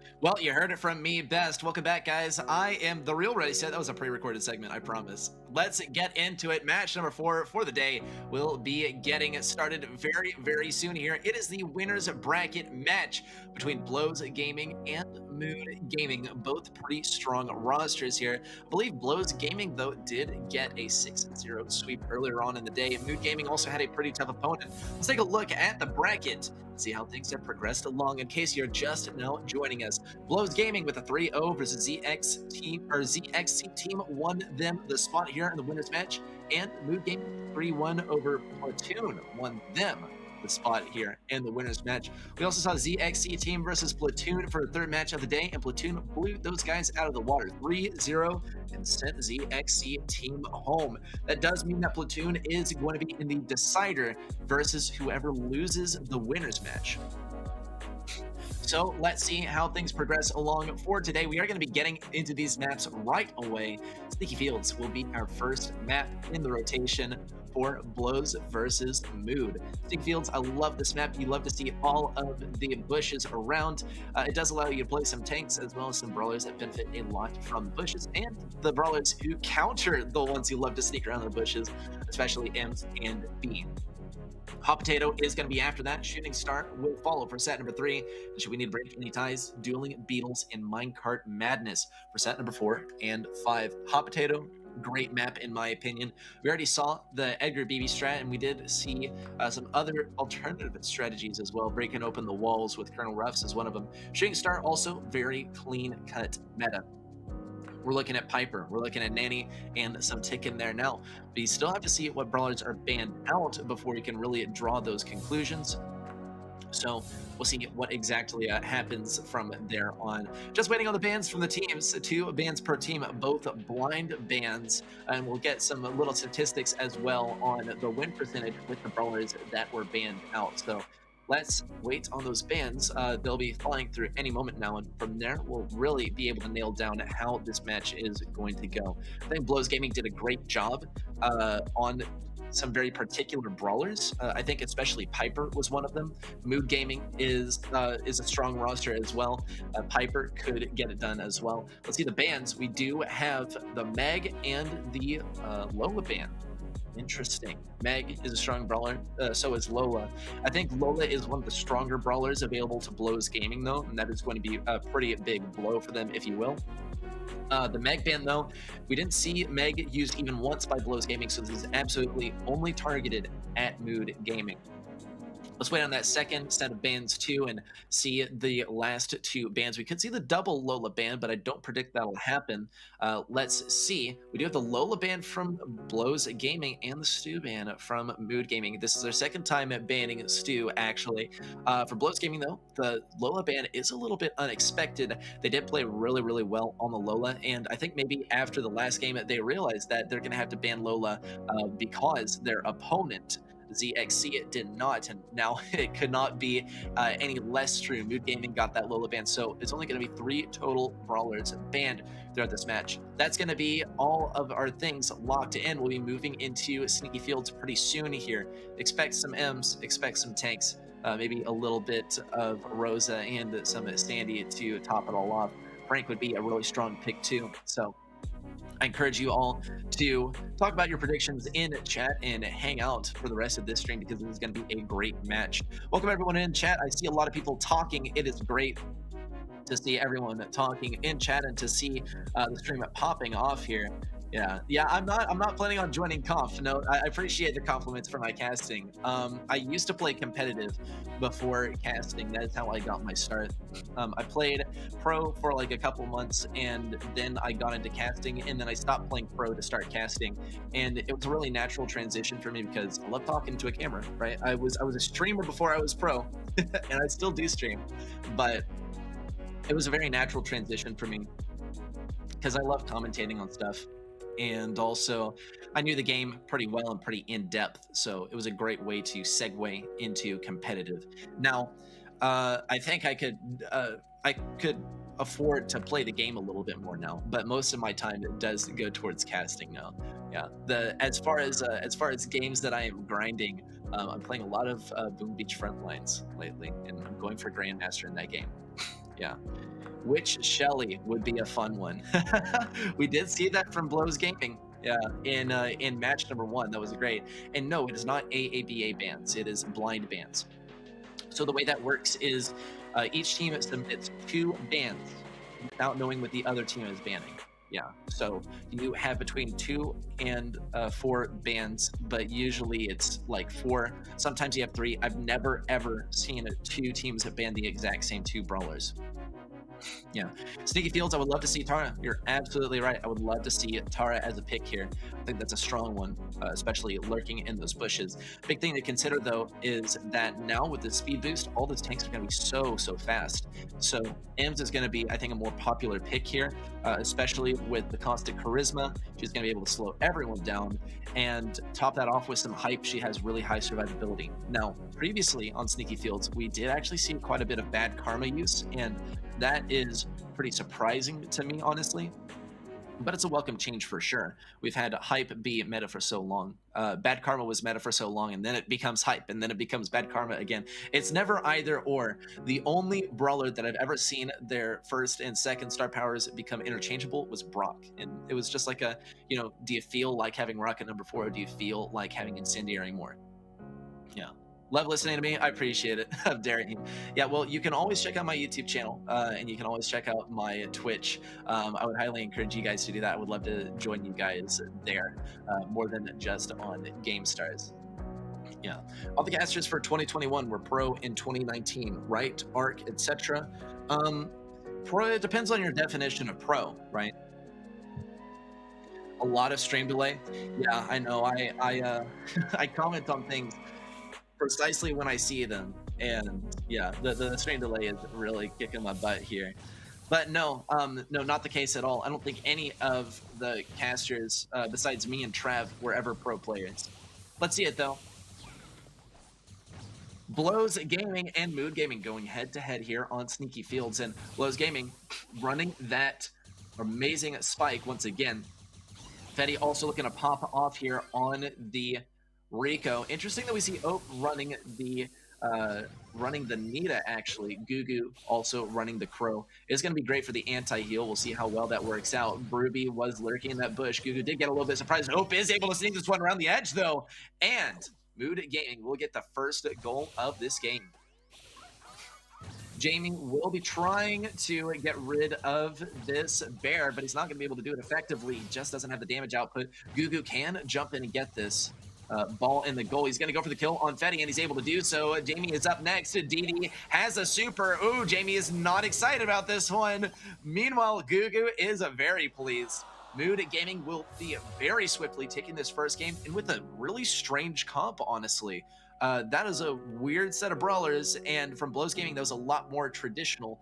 I would say that Spike, while being a traditional pick, is not the greatest pick for Sneaky Fields, especially for dealing with tanks. Like, yeah, Spike is a tank counter, but he's not going to be able to do too well on sticky fields specifically. So I think this is well picked by Mood Gaming, and I think that Blows Gaming, despite the momentum not being in their favor, they can absolutely bring it back. They are great players. Star Power is down to preference. Interesting. Okay. Yeah, it does seem to be one that is down to preference now. I mean, I do definitely prefer Hype. I love the survivability with them. I love playing M's in close range because you're not supposed to play her in close range. But if you can time things right, then you can dominate really, really hard with M's in close range. That plus, yeah, you do have to have good knowledge of the game to cast, I believe. But I mean, some casters are able to get by without huge in-depth knowledge of the game, and usually they succeed more in a host role, right? And so you don't need to be like deeply analytical. You can still guide the pace of the show, right? And which is a lot of what I do. I do half hosting and I do half casting on this channel, on GameStars at least, right? Everything I do in between the matches. Usually I'm not doing analysis in between the matches. Sometimes I am, but it's mostly hosting. Hosting is the stuff where you're like, hello everyone and welcome back to GameStars, and saying, let's check out some stats, and saying like, we're gonna be back in a few minutes, and throwing to a content piece or something. And the caster bit is when you're in game, you're like, oh, he's pushing up the right side. Oh, Lena ready to jump in any second now, but he's dodging those shots really well. Oh my god, and he's pushing forward in the trick shot from Lena. Let's see it though. No Lena today.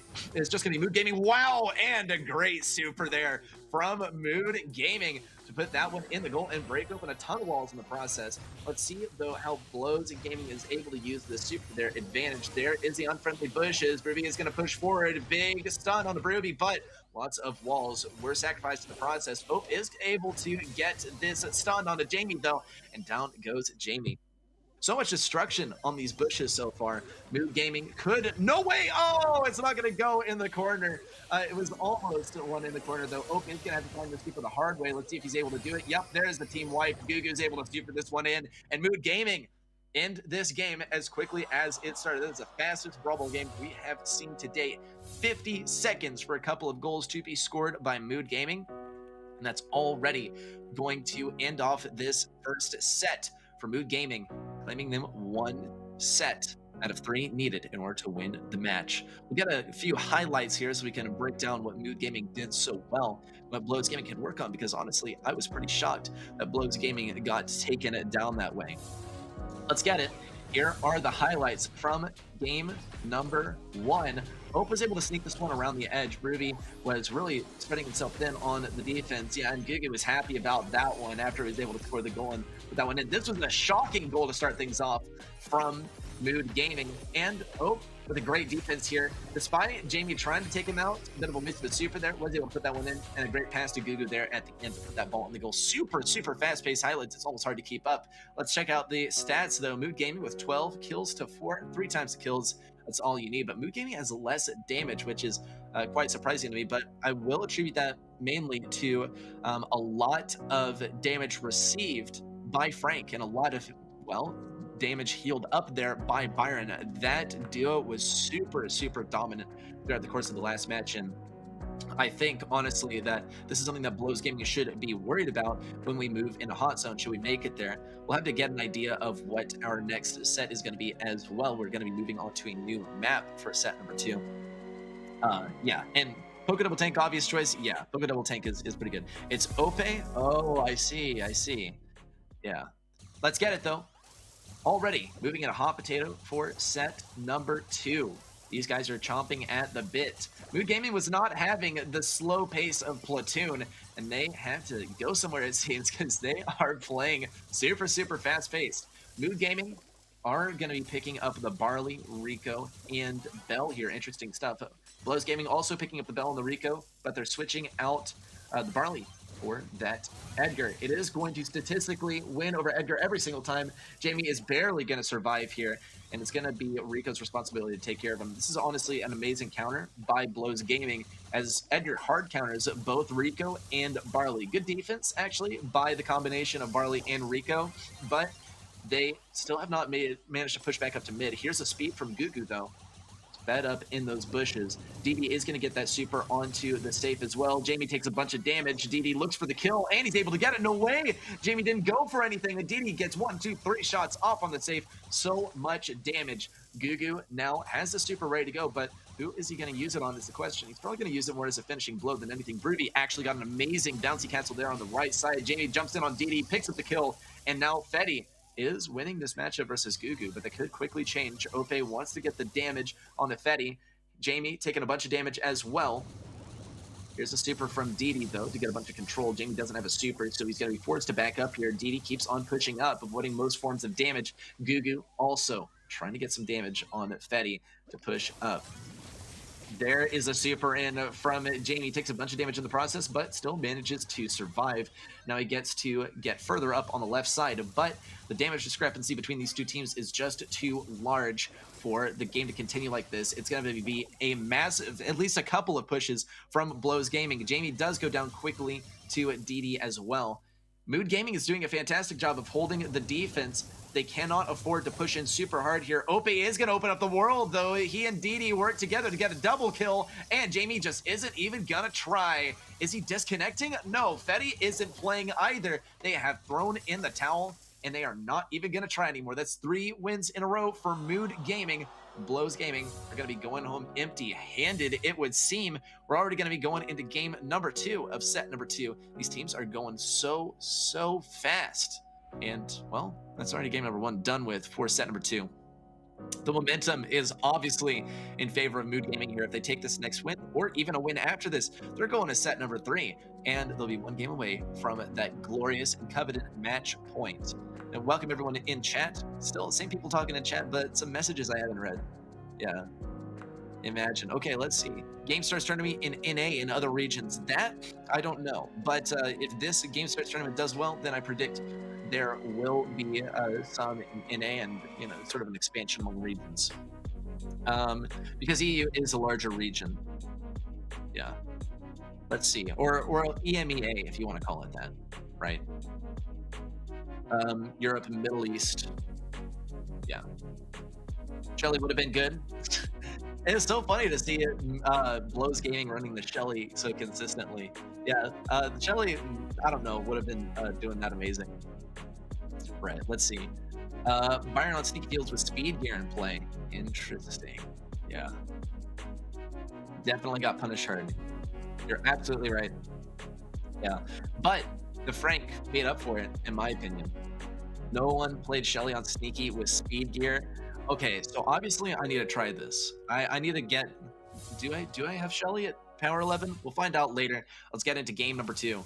And Blows Gaming is going to be using this comp that worked so well earlier on versus, of course, the ZXC team. Let's see if they're able to use it once again.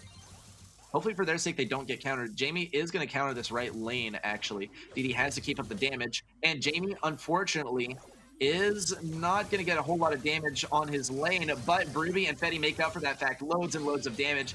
Meanwhile, on Blows Gaming safe, tons of damage from DD, and Mood Gaming are able to push up now, and they got to close this gap. Jamie is going to get defended by DD here. It looks like actually Mood Gaming have abandoned BB on their safe. They're just going to let it happen. Now they got to defend Broody, though. Broody's going to get the roll in. Gugu has to counter him. Big gadget by Broody, and this is amazing offense from Blows Gaming. It does not look like Mood Gaming was expecting this at all. DD is going to be responsible for doing a ton of damage here. He's got to get rid of Broody. Broody wants to kill on DD, but he is going to get slowed down. There's the stun onto Jamie, but no way. Jamie is using a hard landing, and that got him the kill on the safe. What? Who uses hard landing? What? Well, okay. I mean, I guess if you want to use hard landing to get like 1,000 extra damage on the safe, then that's fine by me, man. But that is a bizarre choice in my opinion. Well, Blows Gaming are going to be keeping themselves safe from heading on to set number 3, at least for now. And at least with 2 sets gone to Mood Gaming, they got another win in a row. Then they're going into set number 3 in a tie. And Mood Gaming, they're no stranger to this. They did concede a set number 2 to Platoon in their first matchup of the day, and they were still able to do just fine in the 7-3 and 4. Momentum, though, is obviously in favor of Blows Gaming, though I think Mood Gaming did a phenomenal job of keeping up the defense versus such an aggressive comp. Yeah, aggro is too much even with counters. I completely agree. And any in SCSA, yeah, doubt, unfortunate. I do think SCSA will be getting a dedicated broadcast next year. I've heard rumors. I'm hoping so, but I'm not entirely sure. Yeah. Just slightly behind other regions with good potential. That's the thing. Is it's kind of like how economics work, right? More interaction, more communication. In economics, it's like more trade between different like economies creates wealth, right? And more interaction between different regions creates more like skill and more mechanics that can be traded between people. Because here's the deal: is think about how good you can get at the game if you don't have to discover all of the quirks and all of the skills yourself, if someone can teach them to you, or if someone can just tell you that they exist, right? Think of all of the effort that you can put into honing those mechanics. Yeah. Safe died to Edgar Jump. Yeah, I find that very bizarre. Let's see what Mood Gaming does this time. They are bringing out the Colette. They don't want to deal with that tank play this time. Unfortunately for them, they are not going to be playing versus tanks, actually. There's a true silver Colette, which I do find amusing all the time.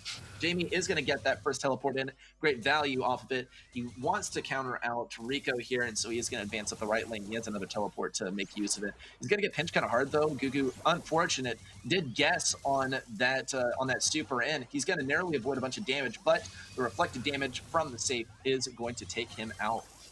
Fetty is taking a lot of damage from DD as well. There's the super in, or rather gadget in from Jamie, and another big super in from Colette. It's going to disarm that bear trap, and he's barely going to stay alive for even a little bit. 14% dealt to Mood Gaming safe, and it looks like Blows Gaming might actually have this one. This Colette pick is really going to work against Mood Gaming here, as Gugu doesn't really have any matchups that he's very viable on. He's outranged on every single lane, and it's looking quite grim. He's barely staying alive versus Brooby, though. Ope will go down. Jamie, that was his final gadget. If Mood Gaming are able to take him out, then it will be operating at a big disadvantage for the remainder of the game. Although that is only 1 minute and 10 seconds. Gugu goes for the super, and Fetty is barely going to take any damage, actually. How on earth is that possible? Well, here's the super in from Gugu once again, and 6k damage on the safe. And Jamie wants something. He does not have a teleport away, though he does get the super off, and Mood Gaming still is in the hole.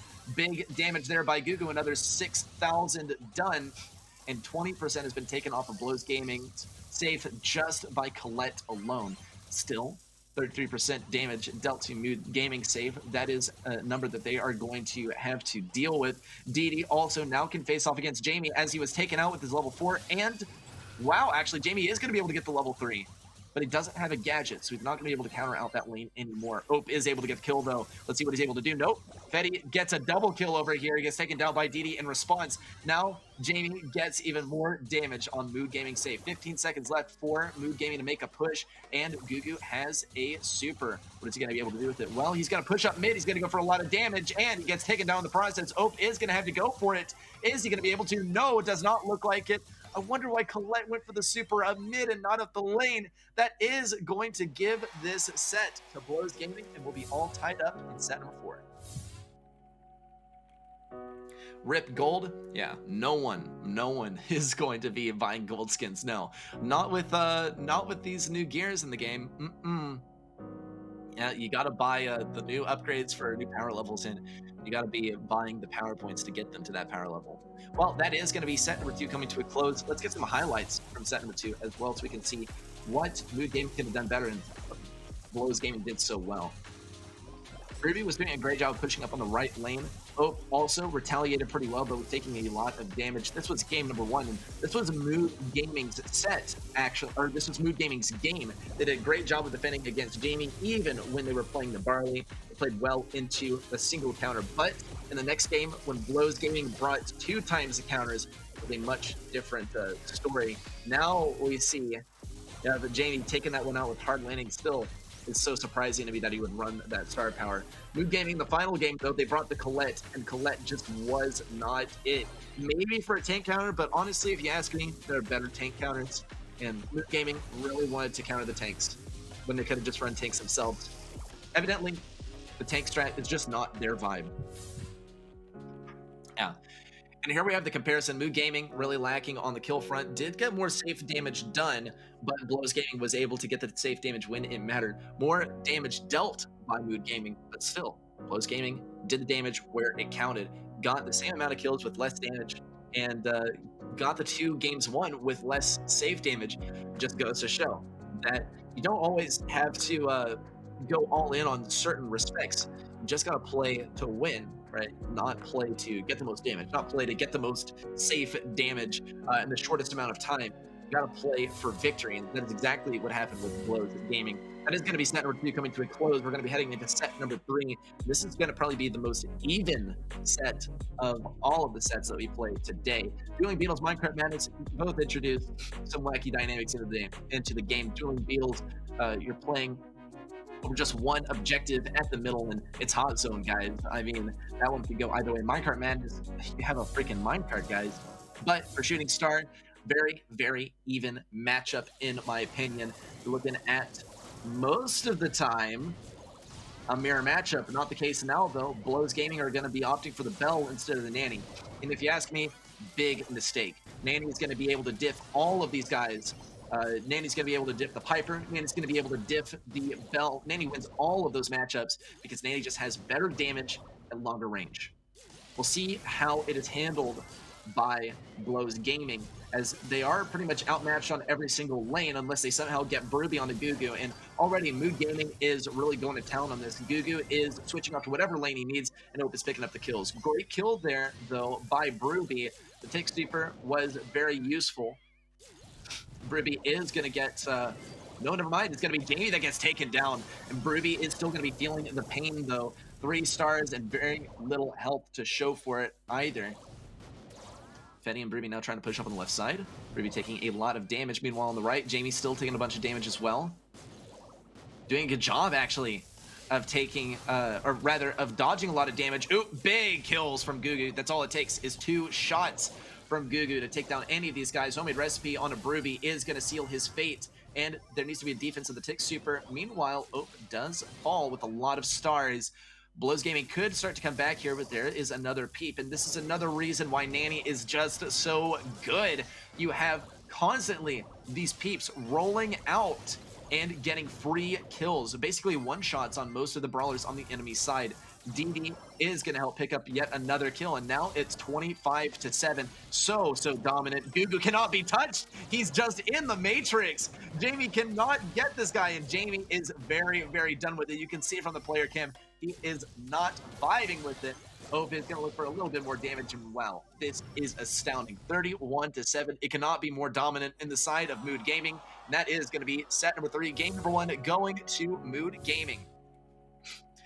Yeah, a lot of people think that Shooting Star was going to be a stalemate, but not the case at all. This was a mistake by Blows Gaming to not run the Nanny. Maybe they forgot Nanny was in the game, but I don't know how you could do that on Shooting Star. Nanny is one of the core pieces of the Legendary Trio, if not the most important piece. Sometimes players will even ban Nanny just because Shooting Star is going to be within the first 3 sets. And honestly, it could have been a good choice. If Blows Gaming really didn't like Nanny, they totally could have banned her out. But not the case at all. And they're going to get Nanny diffed by Mood Gaming. Now, this is something that we've seen, though. Mood Gaming are able to diff in game number 1, and then Blows Gaming, they adapt, they change it, they bring it back in the subsequent games. And honestly, I'm hopeful for it. We saw it happen in the last set, and we could see it happen again. But with how well Mood Gaming played, you saw the Nanny. You saw the Nanny play. It was ridiculous, and the dodging versus Jamie was ridiculous. So, we'll see how they do if they run the Nanny, right? If Blows Gaming runs a Nanny here, now Mood Gaming is going to have to play the Nanny v Nanny matchup, and that is going to be a much different story.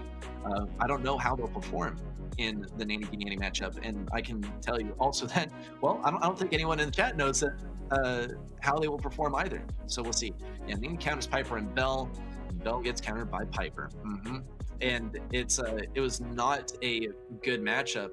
I think it's an out pick, but not like a rock paper scissors by any means. I think this was a big mistake by Blows Gaming, and they're going to make it again. But this time, Mood Gaming switches up the comp, and maybe it's not as big of a mistake as we might have thought it was. Didi on the true gold Big Mama Pam. That is a skin I've not seen in the game before, but welcome changes.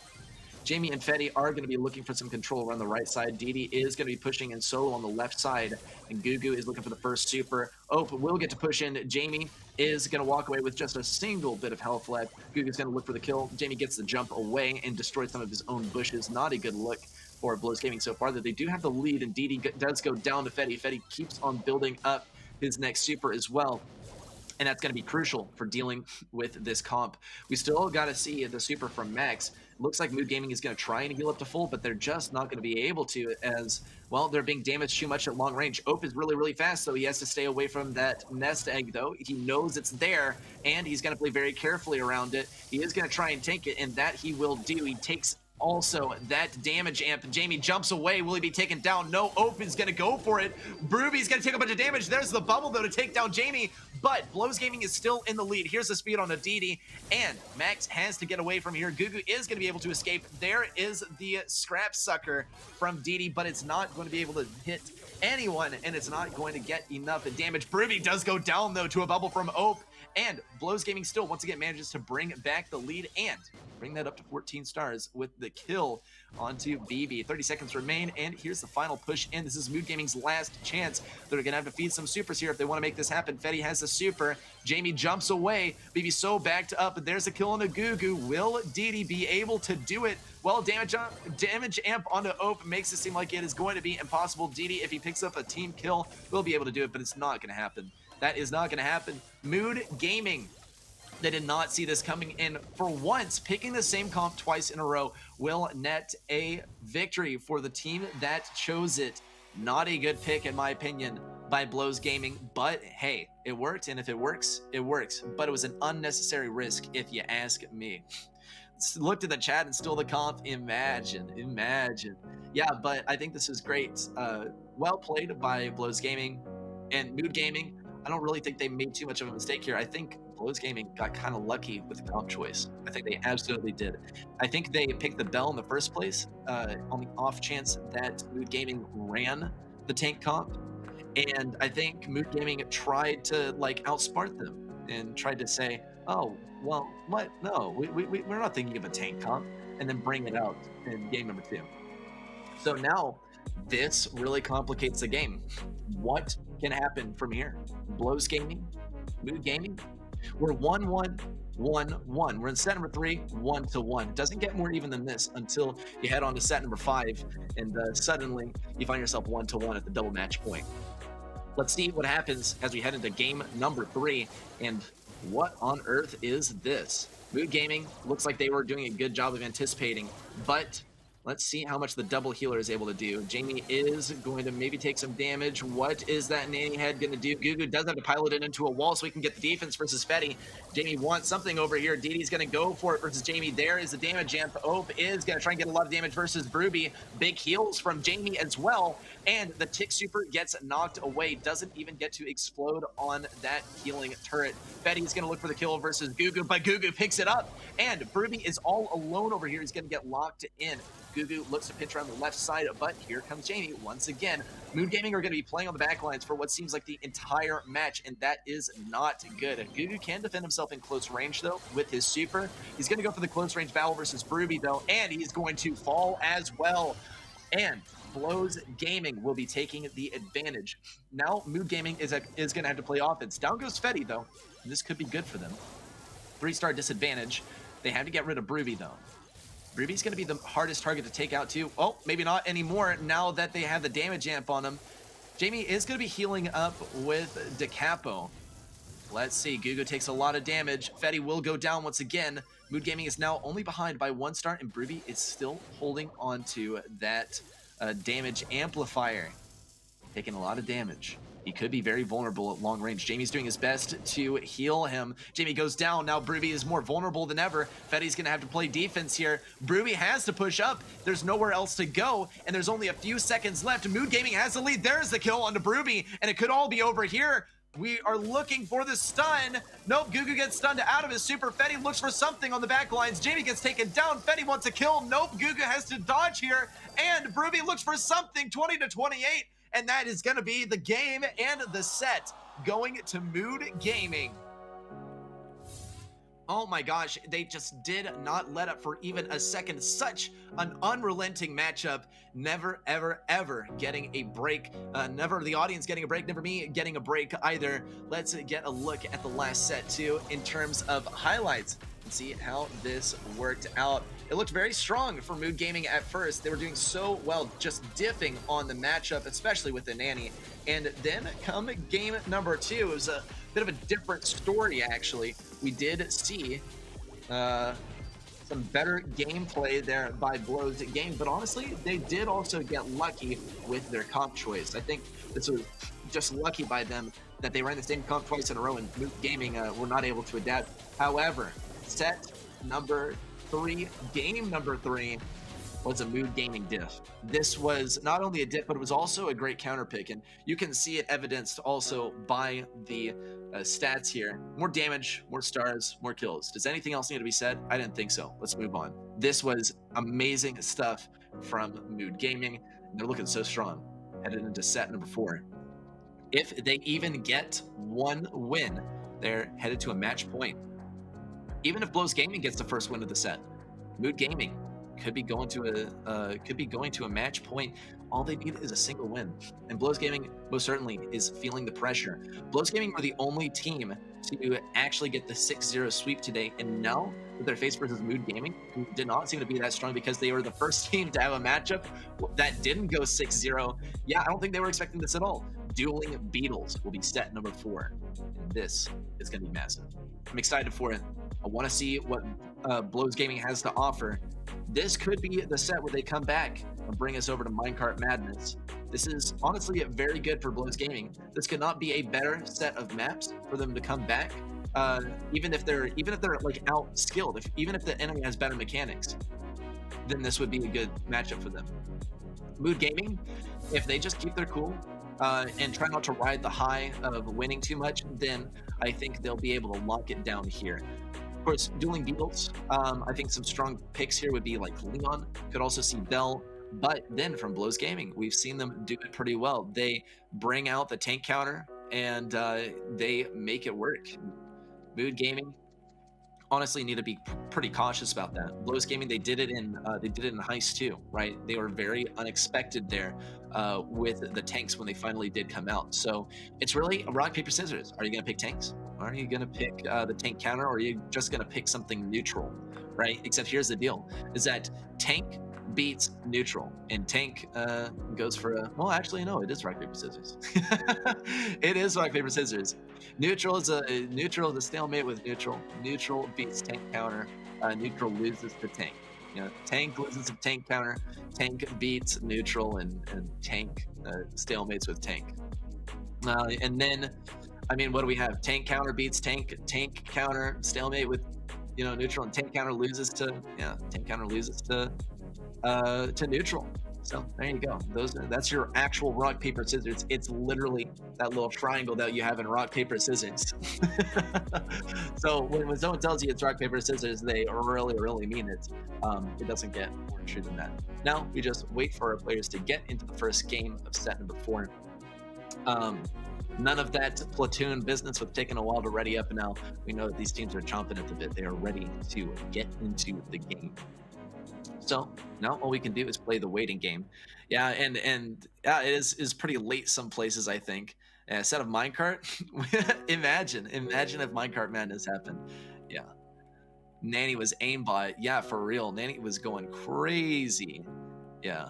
Make sure you get some good sleep after this. I know it is very tiring. I'm probably going to get some sleep after this because, man, this tires me out. We do see the Leon actually from both the teams, but not the other usual set of brawlers that we see combined. It's going to be Poco and Pam, surprisingly. And Mood Gaming are going to execute it very well to start things off.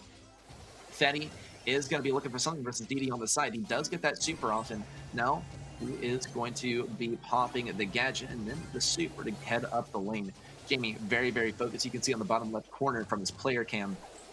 Meanwhile, on the right, Gugu is just as focused. He looks like a little bit more cool, though. He's not as nervous, though Ope is on the right side, also going to be having some trouble pushing up here.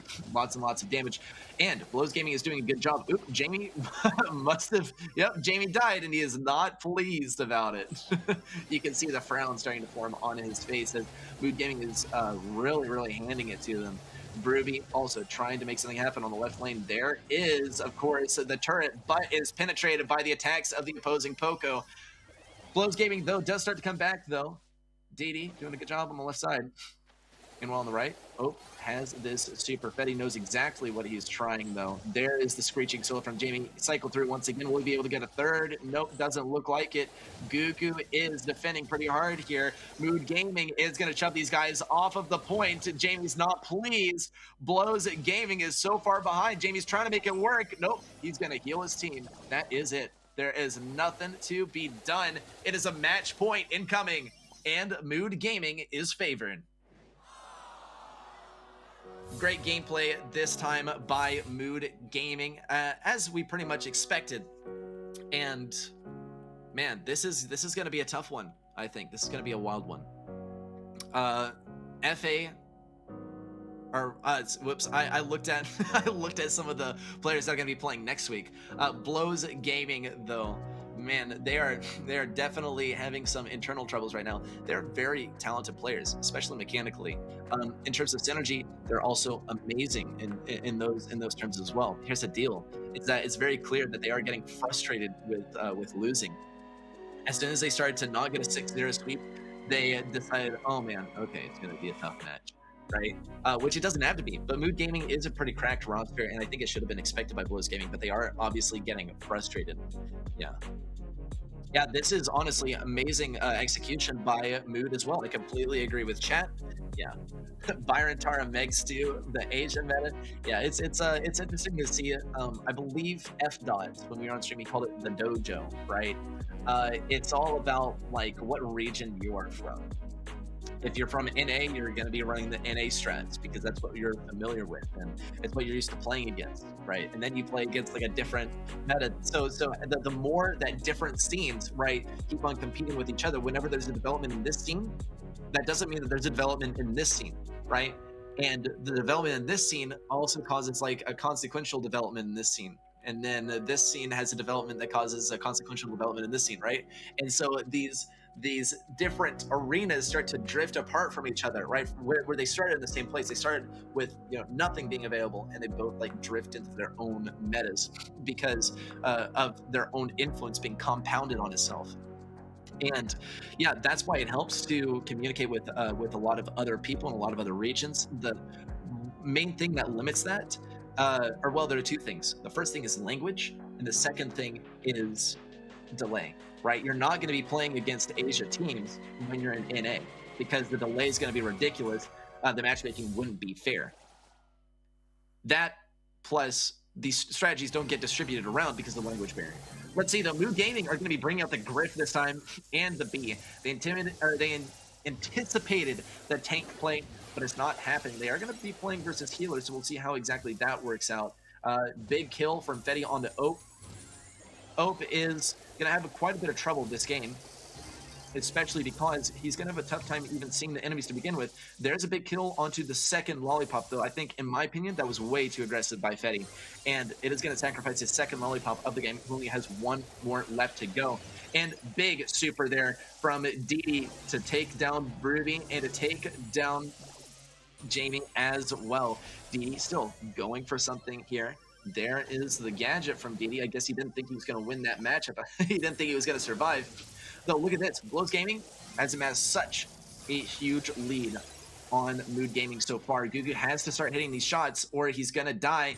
He doesn't hit the shots, and Fetty's able to get the kill. And even though the nest egg has been tripped, Fetty doesn't have to face any consequences for it. He's able to push up on the right side, too. Jamie has the damage amp over him, but it doesn't even matter at this point. Blows Gaming is going to be taking in this game. There's no other way around it, and Mood looks like they just didn't predict correctly. Oh, well, they are going to get a good push here, but it's going to be really, really difficult for them to keep this alive for the remainder of the game. It's nearly impossible, but they do need to make a statement so that they can get some momentum headed into the next game. If they're able to consistently make Blows Gaming frustrated and make Blows Gaming annoyed that they're not able to just walk on the point and claim their last few percentages, then they can influence the gameplay in the next set. And Jamie is going to be able to stand on the point, but not after Blows Gaming was totally decimated from heading into that point and just basically throwing themselves into the meat grinder. Great gameplay there by Blows Gaming. I think, though, this is not a great point to jump off from headed into yet another match point. Mood Gaming, they're on match point. They need one more game to win. But if Blows Gaming are able to win this one, which will be quite tough, they'll be able to take this to set number 5. And not only will we see the first set number 5 in all of GameStars so far, but we will see a pretty close final set. I think Blows Gaming is getting quite impatient, though. They're more relieved than anything to have won this match, which should not be the approach, I don't think. They just need to treat each game as its own little thing, right? And not let each game influence the next. And I think they did do a good job of mentally resetting, but the end of this match, the end of this last game is not looking too great as a jumping off point for game number 3, which should be starting any moment now. It's okay. Yeah, I keep on forgetting. Yeah, it's hard to know everyone's pronunciation. It's so annoying how Nightbot though filters everything out. It's kind of irritating. If it were, well, okay, I keep on saying ope, but am I mistaken, or is there no accent over the E? We'll see. Anyway, now just waiting on Blows Gaming and Mood Gaming to get ready for could be the final game, or it could be the segue into set number 5. Anyway, how are we doing, chat? More international lands? I would love to see it. I would love to see it. No one thought Zeta was going to be as strong as they were, because Zeta doesn't communicate on English comms. Even there, Zeta didn't speak English. They were like their own little thing. They're always in their own little group, not speaking English. Now, let's see if set number 5 happens. Okay, Mood Gaming bringing out the Crow, the Jesse, and the Leon. Ooh, they're going to try and counter out both the Pam and the Poco, and looks like Blows Gaming have walked right into it. Ope trying to get around the right side, looks for the kill on Jamie. Is he going to be able to get it? Doesn't even go for it, but Jamie will be able to use this lack of a kill to help out Brooby. Let's see, though. There's the Jesse attack on a Brooby. That's going to be great for dealing with the turret here. Fetty is going to go aggressive on Ope. Ope barely survives with 82 health. That has got to be frustrating. Didi now has the super ready to go. Aggressive positioning on the super, too, is going to allow Mood Gaming to lock this down. Ope tries to get rid of this turret, and he's not going to go for it quite yet. Now Fetty's going to try and push in. He's going to get punished so hard, though. No healing for him as Jamie is slowed down.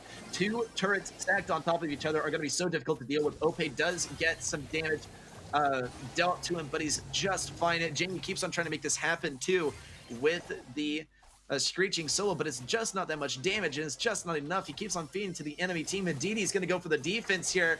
Brooby's taking so much damage. Cuckoo goes for the kill, but Brooby barely stays alive, and Mood Gaming will be shoved off this point. It's time for Blows Gaming to rack up some percentage here. They're really keeping their cool. Gugu, though, needs to get the anti-heal onto the enemy team for things to start happening. Didi's really trying to make this happen with the turret. Fetty gets the kill on the right side, and Blows Gaming will be catching up. Mood Gaming now is in the hole. They're fighting versus an unknown enemy. This is exactly the strategy of bringing the Rosa with the double healer. That Rosa is going to be so tough to deal with. Ope tries to make it happen. Gugu will get the anti-heal, but it's just too late. And Blows Gaming will be taking us to set number 5. Yeah, there is no accent. Interesting stuff. That is set number 4 coming to a close, and this is the closest match that we have seen in all of GameStars, I must say. Heading into set number 5 pretty soon here. Mood Gaming was so close. They were on the match point for 2 games in a row. Blows Gaming brought it back. Let's roll back the footage for set number 4 and see what exactly went right for Mood Gaming, what went right for Blows Gaming, and what both the teams could have done better, because at multiple stages, it was very favorable for both of these teams. But Mood Gaming kind of let it slip between their fingers. Here are the highlights, y'all. Game number 1 looked great for Mood Gaming. With the double healers, they were able to make it work. Jamie was obviously getting so frustrated, especially coming off of a couple of losses. Now, Blows Gaming brought it back in game number 2. and they did such a great job of it too. Game number 3 rolls around, and well, Mood Gaming tried to counter, but Blows Gaming still made it work. Great work by Blows Gaming. For a majority of the match, though, they were in the pit. They brought it back right at the end because they got those bushes down with Rosa when they needed them. However, the stats tell kind of a different story. Blows Gaming definitely succeeded on the front of playing the objective. They got less kills and got less damage, though. It does show that Mood Gaming did do a good job of getting their kills and damage in, but just not playing the objective. I don't think that it's going to fly in Minecart Madness, though. Mood Gaming, if they get more kills and they get more damage, they're going to win Minecart Madness. There's no doubt about that. Blows Gaming, they were able to consistently run to the point and die, and yeah, that gets you percentage, but it doesn't necessarily count as control, which is what you need in Gem Grab. Let's move on to set number 5 for Minecart Madness, and yep, we mentioned it, Gem Grab is going to be our final set. Minecart Madness could not be crazier of a way to finish this off, or maybe Gem Source. We haven't seen that one yet, but of course there's going to be a first time for everything. We're on game number 4 and still no Gem Source. Cross my fingers that maybe it happens in the next week. On our 5th day, which is going to be Group E, and look forward to it. I'll give you some more specifics on that after this match is through with and finished. It all comes down to this for set number 5. It's going to be a great one. It's going to be a bang. I hope you guys are excited for set number 5. I do think that we could see some similar strategies on this one. I think Pam could be popular, so could Poco, but here's the deal.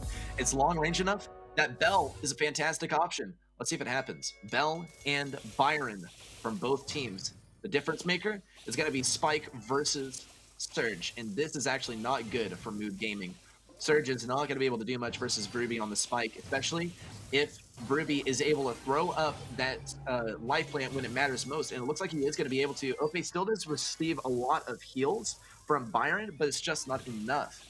Ruby throws in that super great free control of that middle point. Didi now trying to push up around the right side. Fetty is going to try and hold him back, but Didi has amazing dodges. Ope gets great value, and as soon as he's about to get hit with a shot, he's going to go for that super, or just go for it right now. They are going to have to retreat behind that minecart, which is going to stink quite a bit as they fought so hard to get the mid control. But doesn't matter. That minecart's going to be coming from the opposite side next time, and they'll be able to use that to their advantage. Ooh, Gugu is going to go down. That is not good. Ope with the teleport forward isn't going to be able to get anything off of that either. He's going to pick up all the gems. What? And he still has a teleport left to work with. Ooh, and Fetty does go down. Jamie is quite vulnerable. He is going to retreat around the left side, though. Ope does have a range advantage now. Jamie takes a lot of damage, and there's a healing as well from Ope. Ruby still tries to push up on the right side. He doesn't have the lane diff anymore. Oop, Ope so vulnerable, but he dodges a lot of damage. Still does fall, though. Fede is also going to try and push up on the left side. Jamie's taking a lot of damage. He could be the next kill if Gugu changes focuses here. He's not going to do so, though. Ope wants to make it happen versus Ruby, but it's just not going to work. And this is actually looking amazing for Blows Gaming. They just need a couple more gems here. Gugu has to make this work at mid. Here comes the minecart. It's going to come around to the side of Mood Gaming. They will not be able to retreat, and Blows Gaming are going to be retreating, actually. Gugu is going to pick up that 9th gem any second now. Ope has to keep up the defense. Gugu will barely stay alive. He must not have any gadgets left either. It's all up to Ope to get this last gem and start the countdown. That is going to be handed off as well to Byron. But Fede fires back, getting his own gem for himself. Jamie, though, is on such low health. This is not looking good. Ruby throws up that life plant as well, but it goes down so quickly. Now it's a red team countdown. Fede takes a lot of damage. He's not going to go down, though. Nope. Didi is going to take that kill, and Ope picks up all the gems. So much healing, and there's a dodge with the super as well. Didi and Ope have to keep up the defense. Ruby is the last hope. He goes down. Fede could get something. Nope. There's a super, and Blows Gaming will once again have to fight their way out of this match point. Well, that is terrible for Blows Gaming, but it was well earned there by Mood Gaming. I think it was played really well by Blows Gaming, and it was well picked as well. The spike was a strong pick, and I think Mood Gaming might have even made a little mistake there by picking the Surge. The teleport is not going to do a whole lot for you, unfortunately. That said, though, it did seem to work when it needed to, and it went right through the Spike's life plant, which is really the main thing that countered out the surge. So, Blows Gaming, I think that once again they're going to come in with a spike, but Mood Gaming, now they got to anticipate that spike because it gave them so much trouble in the early game. So, that considered, Mood Gaming, they cannot fumble the bag once again. They did it in the last set. They won the first game, and then they lost a couple in a row. Blows Gaming, if they take this next win, we got our first title match point in GameStars 4 Season 2, which is going to be an amazing one. That considered, let's also talk about the Byron. We saw Byron from both sides, and I think the Byron play was simply better from Mood Gaming. I think also the Bell play was better from Mood Gaming. The main difference maker for me was the comp difference, and I think that's what Blows Gaming is going to have to rely on in order to get the win. Now, knowing Mood Gaming, they're probably going to switch up the comp in game number 2. Blows Gaming is going to anticipate that, no doubt. They did it in a hot zone. They did it on Dueling Beetles, and they're probably going to do it again on Minecart Madness. So we'll see if it leads to them fumbling the bag once again. A question: is wanting to be a caster possible in a region with without almost any tournaments? Yeah, not well, actually, I don't know. I mean, if you can find a way to cast regions that are not yours, then that's absolutely fine. For instance, Uber got invited to cast Brawl Stars because he's a good caster, but he's Australian, but he casts NA. So just a little bit of information for you. You absolutely can, but you're not going to do it by really casting tournaments within your region, obviously, if there are no tournaments. You can't wait for these opportunities to come to you. You have to work for them. Let's get it. Blows Gaming are at the mercy of the match point, and they're already having to dance around with this minecart, though it is going to be headed straight from Mood Gaming this time, and now they can afford to push in. It comes down to whether they're able to defend versus Ope. Ope separated from his lifeline, which is Byron. Ooh, and Byron narrowly avoids getting hit by the minecart too. Jamie now can start to do some stuff at mid here. He's got to be careful around the nest egg. There's one. Is anyone going to get to go for him? No. It looks like he stepped on that nest egg at the perfect time. Fetty also goes down on the right side. Now, Jamie is going to pick up that gem. He's not going to take that risk, not even taking that risk at the top left corner. He will take this middle one, though. Jamie's being a very, very careful player right now. He knows that he cannot let the nerves get to him like what happened in previous games, and it's working for him very well throughout set number 4 and set number 5 as well. He just has to get this win right here. But Mood Gaming is looking at 9 gems, 1 more, and they will start this countdown and start to take the win heading into the international finals. It's so close. They can almost taste it, but they still have to play it cool and win this very, very carefully. Ope's on very low health. There's a lot of healing from Byron, and he's taking so much damage from Bell as well, but with Bell down, maybe he'll be able to do something. Fede has backed up quite a bit. Now Jamie can take a lot of gems here. Ooh, no! And Didi is stuck in that corner, taking lots of damage from the minecart. Ope is going to take it upon himself to grab the 9th gem, and maybe even the 10th. Gugu has to heal himself. He does heal himself, but both teams now are so close to starting the countdown. Ope will be able to help grab this gem here. Didi does get the kill. Jamie does not back down quite yet, though. He knows there's still a chance. Bruby has to do something, and Gugu is amazingly happy at this one. Mood Gaming will be taking the win. That is game number 2 of set number 5 done and dusted. And Mood Gaming will be advancing on to the international finals and securing themselves a prize of $400 just for making it there. Congratulations to Mood Gaming, and congratulations to Blows Gaming on making it so far and putting up such an amazing fight versus this cracked out roster. I think this was an amazingly even matchup. It went all the way to set number 5, and I could not be more pleased with how this one turned out. We'll roll back the highlights too to get an idea of what worked so well for Mood Gaming and what could have been worked on by Blows Gaming too. Overall, I think this was an amazing match. It's pronounced Jaime. I got you. Okay, well, Jaime now. Now, though, we'll get those highlights up and running for you. But in the end, it is Mood Gaming that takes the bag today. We'll follow that up with some stats just from this set and from the match overall. It's going to be really, really amazingly high on the stats front. Might even cross that 1 million damage total mark. Let's get it. This was game number 1. Mood Gaming took this one. Blows, though, came quite close to taking it in the end. Hope, though, was able to clutch it there, picking up a lot of gems and taking the gems when it mattered. Game number 2 rolls around, though, and this was a different story. Blows Gaming looked so much better here than in set number, or rather than in game number 1, though we did see a bit of a run-in with the minecart there from Spike. Here we see Mood Gaming, though, excelling on the stats of the kills front, but damage front, more damage for Blows Gaming, but we talked about this earlier, right?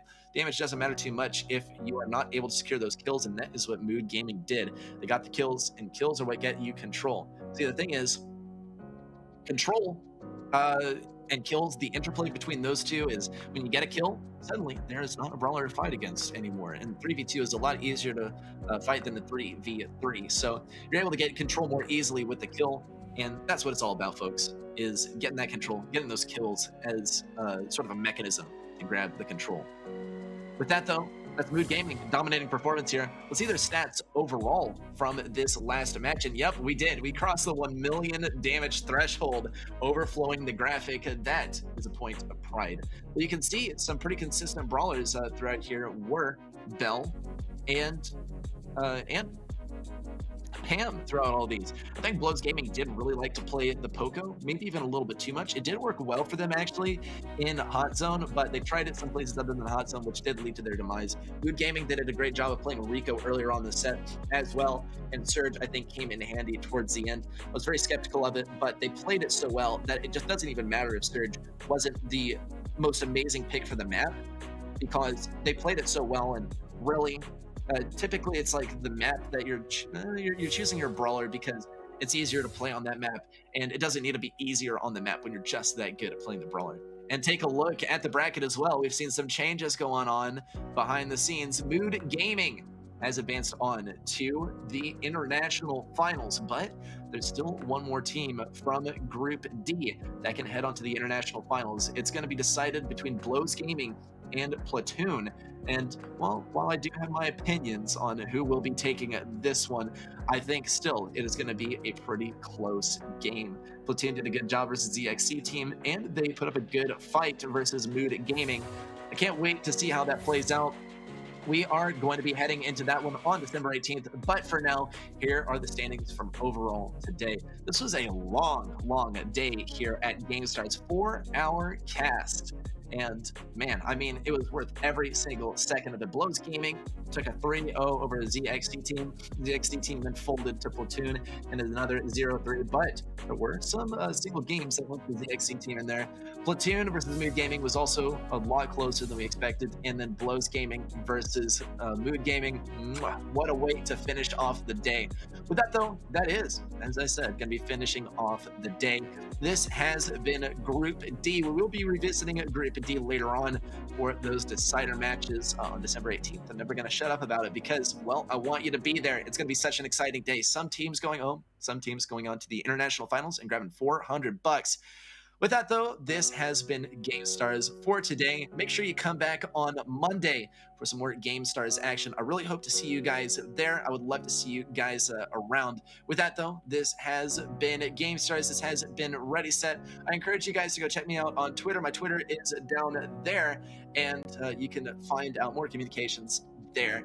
But with that, I hope you enjoyed this stream a lot, and hope to see you guys in the next one. So have an excellent day. I'll see you next time.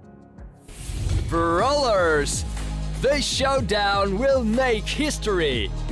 Best teams from Russia, Ukraine, Poland, France and Turkey. Winners of the Open qualifiers and top 8 invited teams will meet in a final battle for the champion title and a bounty of $10,000. Join the stream on December the 7th. Don't miss out on the epic international group stage of GameStars Brawl Stars Season 2.